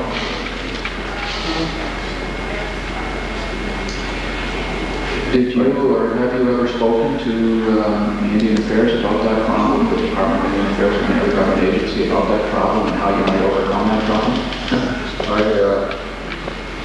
I don't recall that I spoke to the department in any official capacity about bonding, but I do recall that when I was in business, in construction business for myself, I did talk to Indian Affairs and other government departments on how I could get bonding from my company, so I could bid on government jobs, but I was never successful. As far as I know, there's no Indian company in Alberta that is successful on any government job, contract government job. I don't have any more questions, just appreciate it. As Mr. Anderson said, your evidence was very comprehensive and very useful, but I'm just curious whether any of the other commissioners have any questions.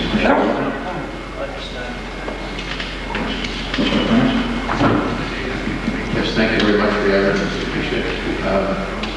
Could you tell us what time you spent in the Air Force?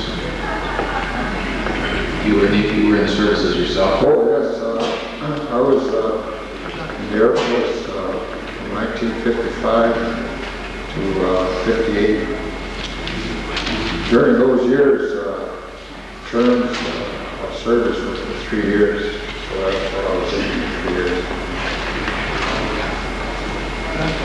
And again, I asked this question on the earlier witness, but you were on council for an extended period of time, and was the possibility of a shortfall claim ever considered by the council? Have you ever consulted with legal counsel or some of the researchers who are available of the possibility of a shortfall claim?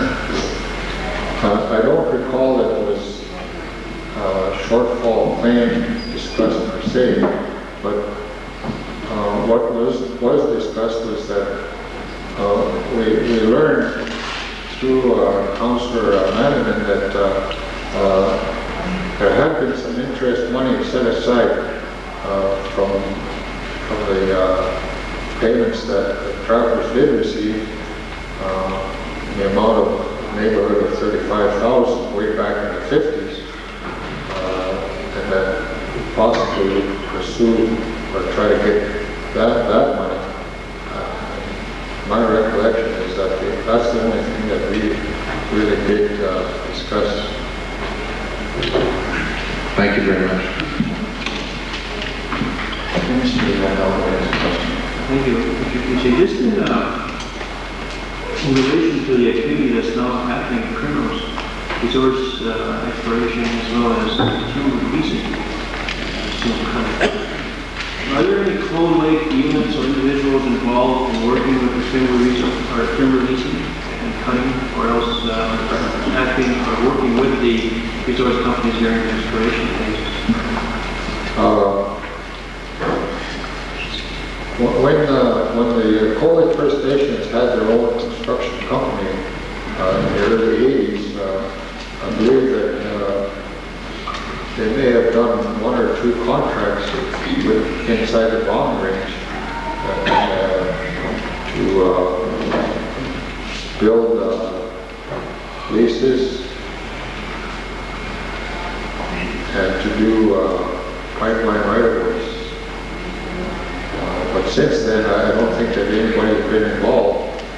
As far as timber cutting, I understand that it's done on the west side of the Air Weapons Range, and none of our people have been involved in working up there with the timber industry. Pipeline right-of-ways? There's pipeline right-of-ways? Yes, our company that was based on the reserve used to do pipeline right-of-ways, clearing pipeline right-of-ways, as well as building leases. Thank you. I believe Mr. Henderson has another question for you, Mr. Bishop. Yes, just one last question, if I may, sir. We've heard from a couple of witnesses in the past few days who had military experience after the creation of the bombing range. Were there any members of the community who were veterans of World War I or World War II? That I can recall as far as World War I was concerned, but I do know that a former chief that passed away recently was involved in World War II. And he was a veteran of World War II? And did he return to the community after the war? Well, he did, because he was chief. Yes, chief, yes, okay. I'm not intentionally asking these bad questions. Sometimes they just sound that way. And after the war, did he follow the traditional lifestyle there? Was he involved in hunting and trapping at Primrose Lake? As far as I can recall, yes, he was. But I think it's a well-known thing throughout Indian communities that the veterans of the various wars from Indian communities were forgotten after they returned. They never did receive the types of help that other veterans received in other communities. I believe that's well documented and well known. Our people were forgotten after they served the country during various wars. And apart from the former chief, the late Mr. Leo John, were there any other veterans that you can know? No, I don't really, just offhand, I don't recall. Thank you very much. Any other questions from the council? None? Okay. Mr. Pichet, I don't think there are any further questions. As has been said a couple of times now, that your evidence was certainly very comprehensive and very well appreciated. We thank you very much for taking the time and coming here to assist us. I know you've been here for most of it, and for that we appreciate it. We thank you for your assistance. It's most helpful and it will be most helpful. So if you have anything further to add or any other comment you'd like to make, you can be excused, sir. Thank you.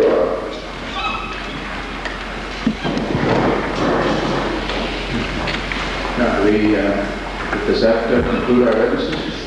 Those are the witnesses for this round, Mr. Chairman. I have indications from Mr. Mandamin that he does have some documents that he may wish to submit in due course, and of course those will be shared with counsel for the government and given consideration. In addition, he has the Debene-Essay evidence to which we referred the last time. I believe it has been released on videotape from the federal court, and that will be made available as well, submitted in the same circumstances. As Mr. Winnigan noted at the outset of this session, council are working on some sort of list of issues that may assist the commission, and that situation endures, and the council continue to address it.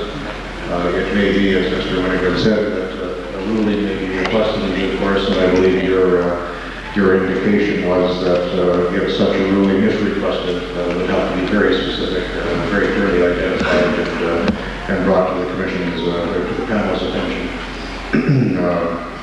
with sufficient notice to give it advanced consideration. If I may, Mr. Chairman, I'd also like to note that some of the photos on the back wall have vanished.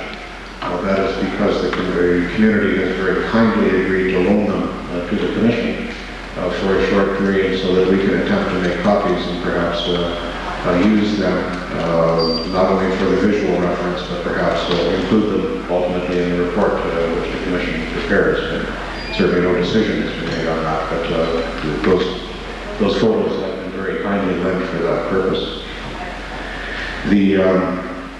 I believe you also wish me to note other matters for the record, and I'll do that very briefly if I can. It had been the hope of the Commission that the panel and some representatives from the community and from the Government Council who have been sitting through these sessions might have an opportunity to see some of the land that we have been talking about.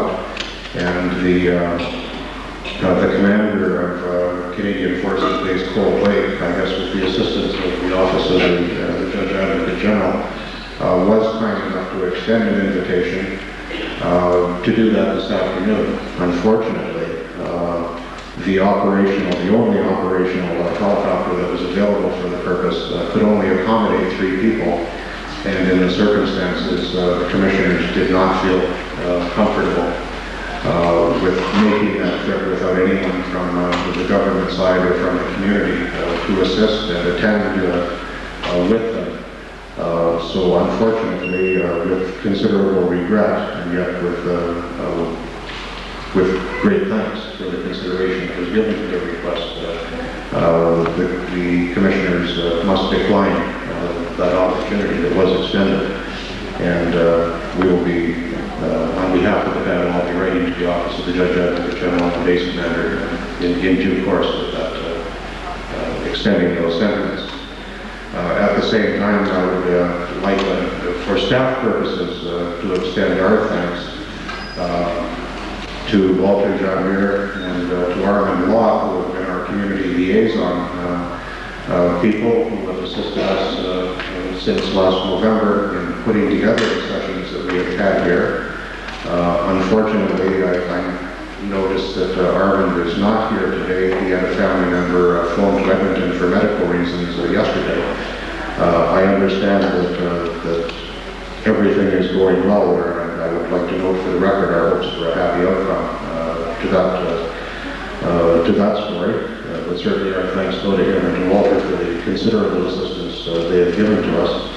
Also to the interpreters who have assisted us through these hearings, who have done a very difficult job in circumstances that we have tried to make as easy as possible. I truly appreciate the mental effort and the linguistic skill that is involved in doing what they have done. And these hearings would not be what they have been without that very valuable assistance. So our thanks to them.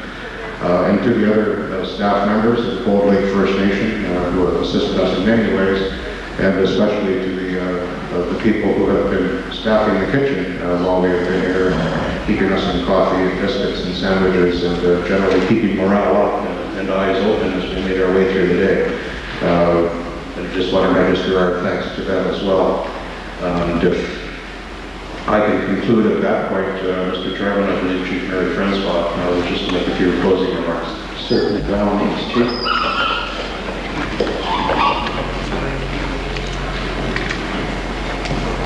Good afternoon, elders, commissioners, honored guests from the First Nations, and observers from the Department of National Defense. It has been a pleasure to have had you in our community for the last few days. This Commission of Inquiry has given us the opportunity to share with you our cultural heritage and our attachments to Mother Earth. Our belief is that Mother Earth provides all necessities of life: water, air, food, and shelter. These basic needs were adversely affected by the establishment of the Primrose Lake Air Weapons Range within our ancestral Hautoi territory. The development interfered with our heritage by destroying the social, economic, political, and cultural structure of the Dene people. It turned our way of life upside down. For 40 years, we have not been dealt with in a fair and just way. We have endured hardship, suffered conditions that no other Canadian citizen would tolerate. We have been forced to live in third world conditions. This has resulted a deterioration of social conditions. We suffer from alcoholism, suicide, high infant mortality. Our economic base was seriously interfered with. We lost access to furs, fish, timber, gathering rights, medicine. Even to this day, we do not share the economic benefits of this development. Over the years, the federal government has spent billions of dollars on the base and on training exercise in the Primrose Air Weapons Range. While our neighbors in the surrounding communities have profited handsomely, we, on the other hand, have not benefited from the wealth derived from the ancestral Hautoi territory. The exploitations of our ancestral lands continued in the form of oil, gas, mineral, timber exploration. Our communities were divided into 3 separate locations. This has interfered with our culture. Our language is on the brink of being lost. This is due to forced integration into our children, into your schools. As you all heard from our trappers and fishermen, we were a proud and independent people. We did not have to rely on anybody to maintain our way of life. We lived in harmony with each other. We lived in trust. Our work was our bond. Masicho. Kudeneha nuhayawasti.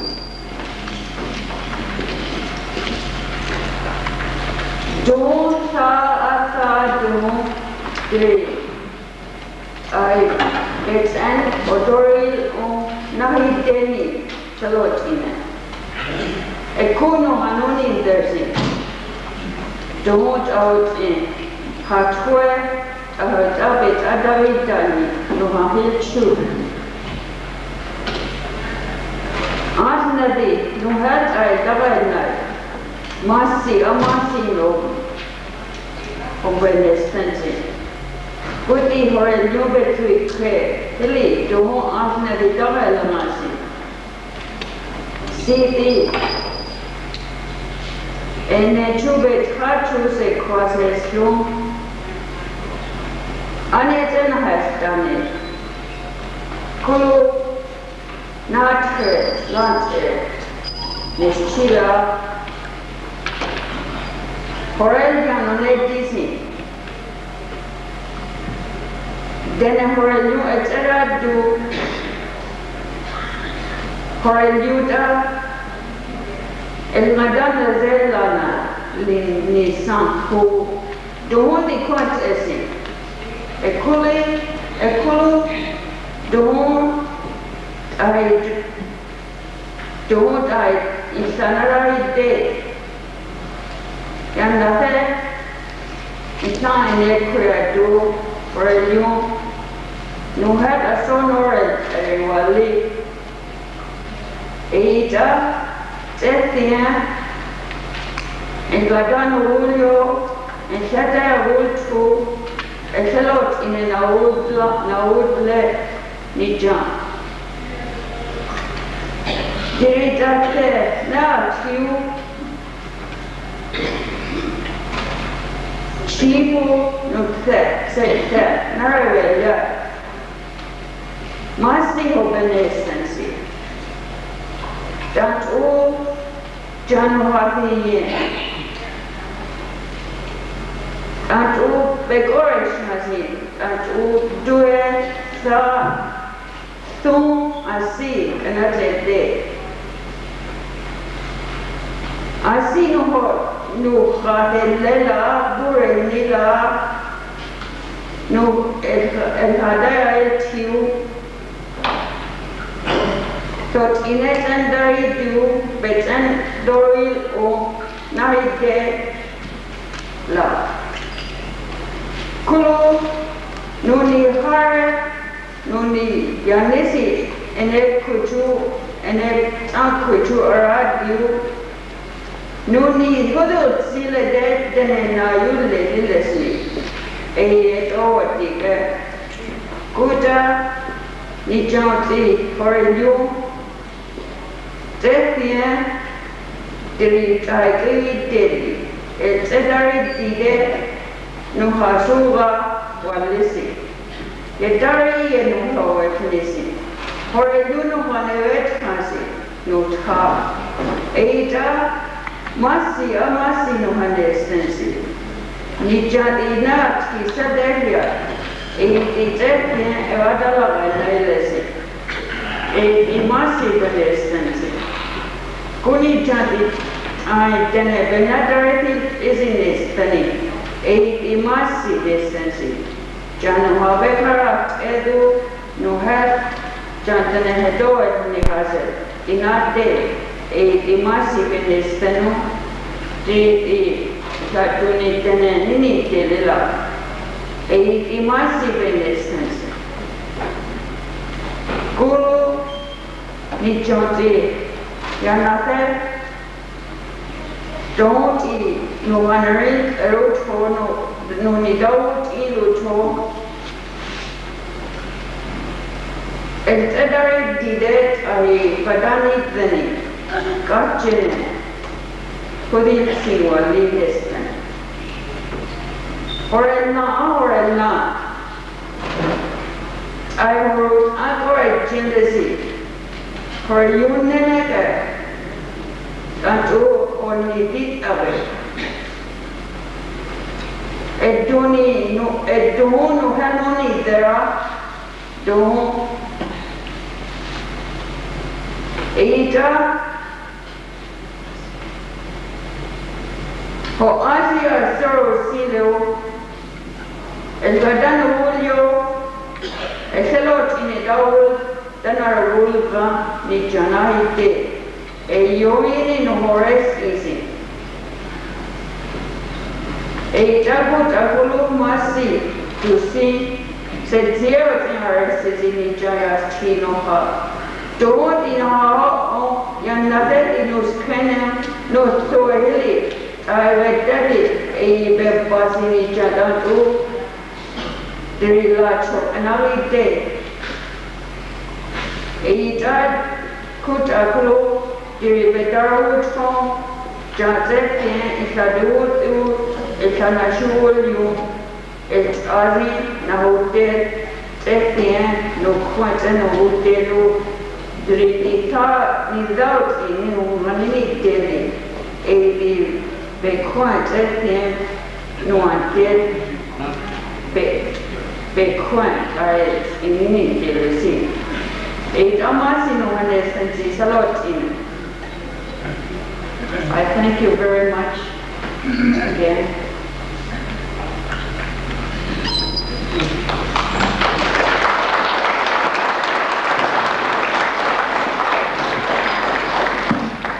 Thank you, Chief Francois. And on behalf of the commissioners, I would like to as well echo the words of our commission counsel.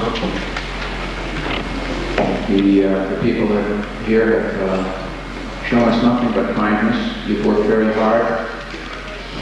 You've done a fantastic job of getting ready for this and presenting the views of your community to this commission, which I've said over and over again, and certainly cannot say enough, is extremely important and extremely helpful to the work that this commission has before it regarding their land claim. As well, I thank on a couple of occasions, but I feel that I need to do it again, the interpreters who have a very difficult task, but have performed it as well as anyone could possibly do that, and for that we thank them. That has made our task a lot easier. I want to thank the people of this community, you, Chief Francois, the councilors. I especially want to thank the elders for their contribution and for the courtesy that they've shown us. I'm sure that I speak for everyone that is involved with this commission and our friends from the government that have been in attendance, that you have been nothing but marvelous hosts. And for that we can't thank you enough, and for that you've made our task so much easier. We've listened with extreme interest to the witnesses that have come forward. The things that you had to tell us were spoken sometimes with some humor, in all seriousness, and far too often with a lot of sadness. And most of all of you, all of the witnesses that have come before us spoke with passion. We've said that this was the first experience for this commission, and I can tell you that as a first experience, I don't think it could have been better. And again, we can only thank you in this community for making it that way. I want to say that your words that you've presented to us, while we thank you for them, I want to also let you know that we won't leave here and forget those words. We're going to take them with us. They play, as I've said over and over again, perhaps the most important part of what we have as a task before us. And I can only tell you that while we consider the words that you provided us with, we will consider them in all seriousness, but I want to say also that we will also consider them. You've asked us many, many times that what you're looking for is justice. We promise you this: we will take the words that you've given us, and as I said, we'll consider them very seriously, but we'll also consider them with every ounce of fairness that we have inside of us. And we can promise you that we'll do that, and we will do that quickly. I don't know exactly when this particular phase of our inquiry, the stage where the community has spoken to us, and that perhaps, as I've said, maybe the most important part of what we do. There are other phases which we have to go through now as an inquiry. We have other witnesses to hear from other parts that have been involved in this process over the years, and we have, of course, as is always the case, we have to hear from the legal side of it and what those arguments may be. And when we put all of that package together, we will be making those recommendations. We will be making our report and filing that report with of course, with the Government of Canada, but also with you people here. And that will contain our recommendations. It is our hope that we will have that completed and before you by the end of April of this year. That's our intent. And now, of course, things may happen that will cause us to take longer than that, but as I say, these are the kinds of things that we want to do in a very timely fashion. You people have lived with this for 40 years now, and we want to do our part as expeditiously as we possibly can, and we intend to do that. So in conclusion, while we don't necessarily have the authority to tell people what they're supposed to do or to insist that things are done a certain way, I think our role is is to gather this information and to put that to the proper people, and as has been stated, hopefully the goodwill, whatever those recommendations will be, will come forward, and that process will carry on. And as you've stated over and over again, you want that to reflect justice, and we can only tell you that the part that we have to play in it will certainly require that as well. So that ends this portion of the sessions. Thank you again for being the wonderful hosts that we were. It was our pleasure to be here and to hear from this community. So thank you once again, and we'll hold this session, this inquiry, this portion of it, and adjourn it to our next phase. Thank you very much.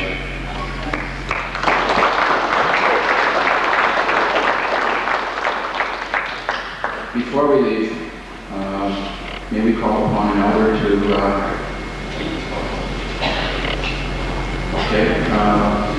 before we call upon the elder, can I ask Mr. Lindgren to say a few words on behalf of the government? Thank you, Lord Chairman. Thank you, Mr. Chairman. As representatives of the Government of Canada and of the Department of Justice, I and my colleagues would like to thank the community for receiving us with considerable courtesy and hospitality, and I have to say that we found the testimony very interesting and even more compelling, and that we hope that we can assist this commission in resolving the matters that are at issue. Thank you once again.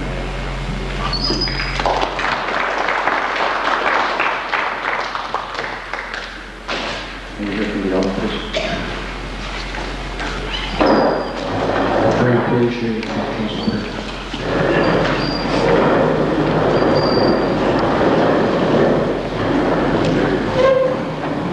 Before we start our prayer, I also like to express my thanks to the Commission for sitting down for this. I think you're doing excellent as far as what you're doing. The reports you have from here, you take them along with you so that you'll be able to make a very good case of whole lake. Unfortunately, due to time frame, I was not able to speak. But on the other hand, I'm the person that passed on also documents regarding the spiritual and aspects of our people here, and also our culture. They will be copied, and then we'll have them back here, and then I'll pass them on to him. En notaire,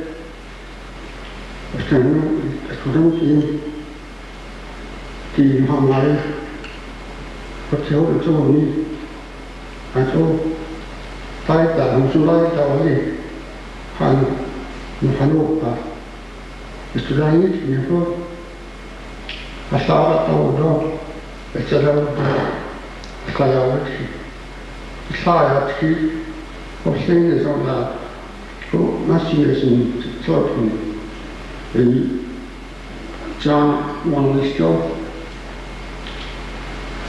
if you unless I would get machines here you see Dole na ne ras na kula ko ne na ko hanan le de sa de was na sta ku do ya le ala ni milans of great spirit of great man. Please give us your blessings, give us the strength, the courage to carry our responsibilities in a positive manner. I also ask you to bless the people on the commission here, and special blessing for our elders here.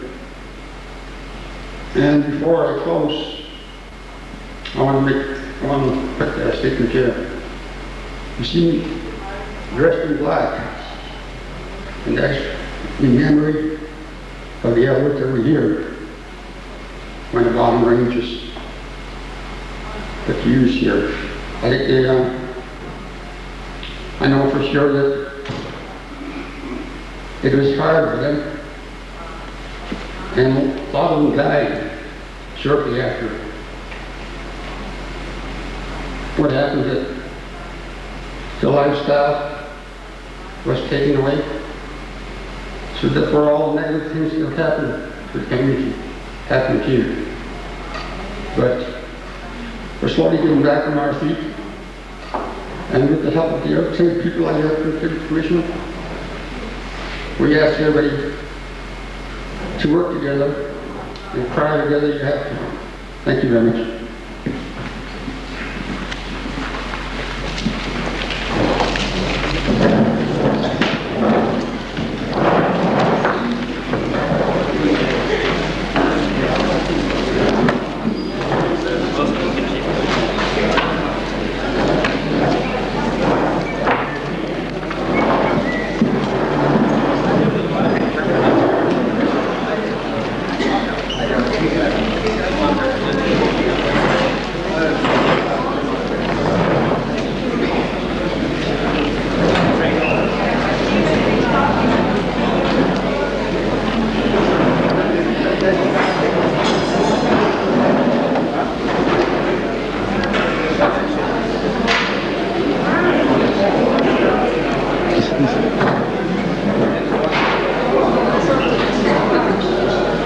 To restore everything for the winter,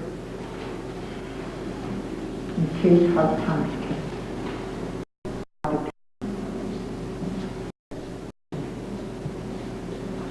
That's what I know. But I was raised by my grandmother. Although my grandmother was living, my dad took care of her. But she was the one that raised me, and she was the one that told the history of all everything, regarding to everything. Yes, we were the ones that hunted and trapped it. We are the main ones of desert hunting. Year after year, ever since I was a kid.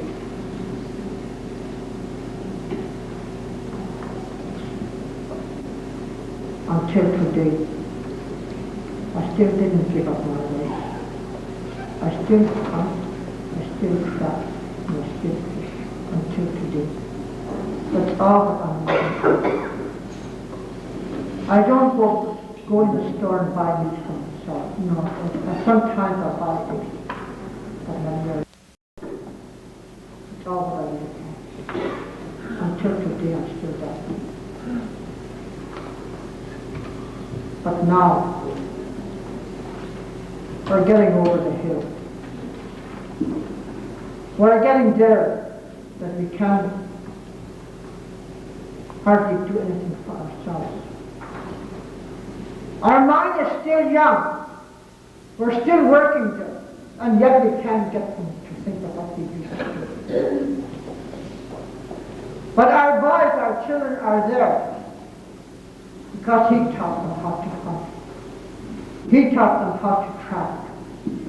He taught them how to depend on themselves, not to depend on us. These things, this culture that I'm talking about, the school should be teaching all this, but what do we have? There's hardly anything done about culture. We're even losing our language.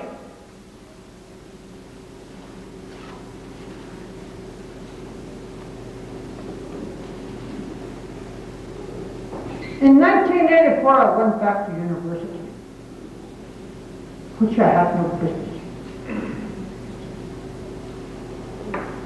I went back to university, to school, because lots of our young generation are dropped. Why is that old lady going to school over there, the university? She's that old. That's the kind of a mind that I have. In order for them to go back to school. I went to university for 1 year. But they did not want to sponsor me any longer. I really wanted to go back to learn more, but I didn't, because I had nobody to sponsor me. But I experienced myself a lot through that school. I took college 1 month and I went back to university in China. I was trained as an alcohol counselor in 1975. Ever since then I've been working for alcohol because I am an alcoholic myself. As I just finished telling you, after they took the bombing ranch away from us, they poisoned us with chemicals. But I was smart enough to quit. 21 years. I took training. And I am as a counselor, lecturing people. In order for them not to get behind my back, according to how I have led my life,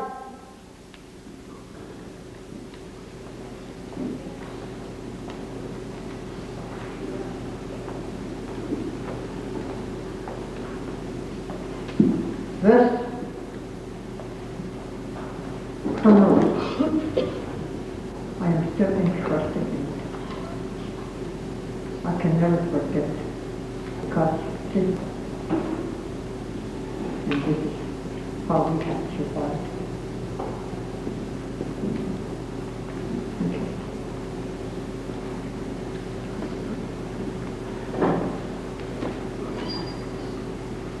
Thank you, Mrs. Bell. I have just a few questions, if you don't mind helping me with them. Yes? First one relates back to what Mr. Grant always said when I was asking about the Hudson Bay Company. Yes? There was one in Cold Lake. I wasn't clear on which one burned down and which one closed down. This one over here. This one over here. Do you remember when that would have been? I was small at that time.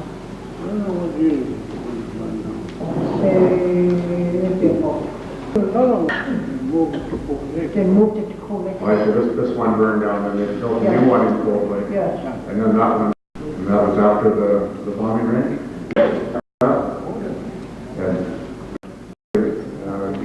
when I was playing by today, that were lined up to get the money. Mr. Hunter. I was arguing with Mr. Hunter and Mr. Knapp. Oh, I'm sorry.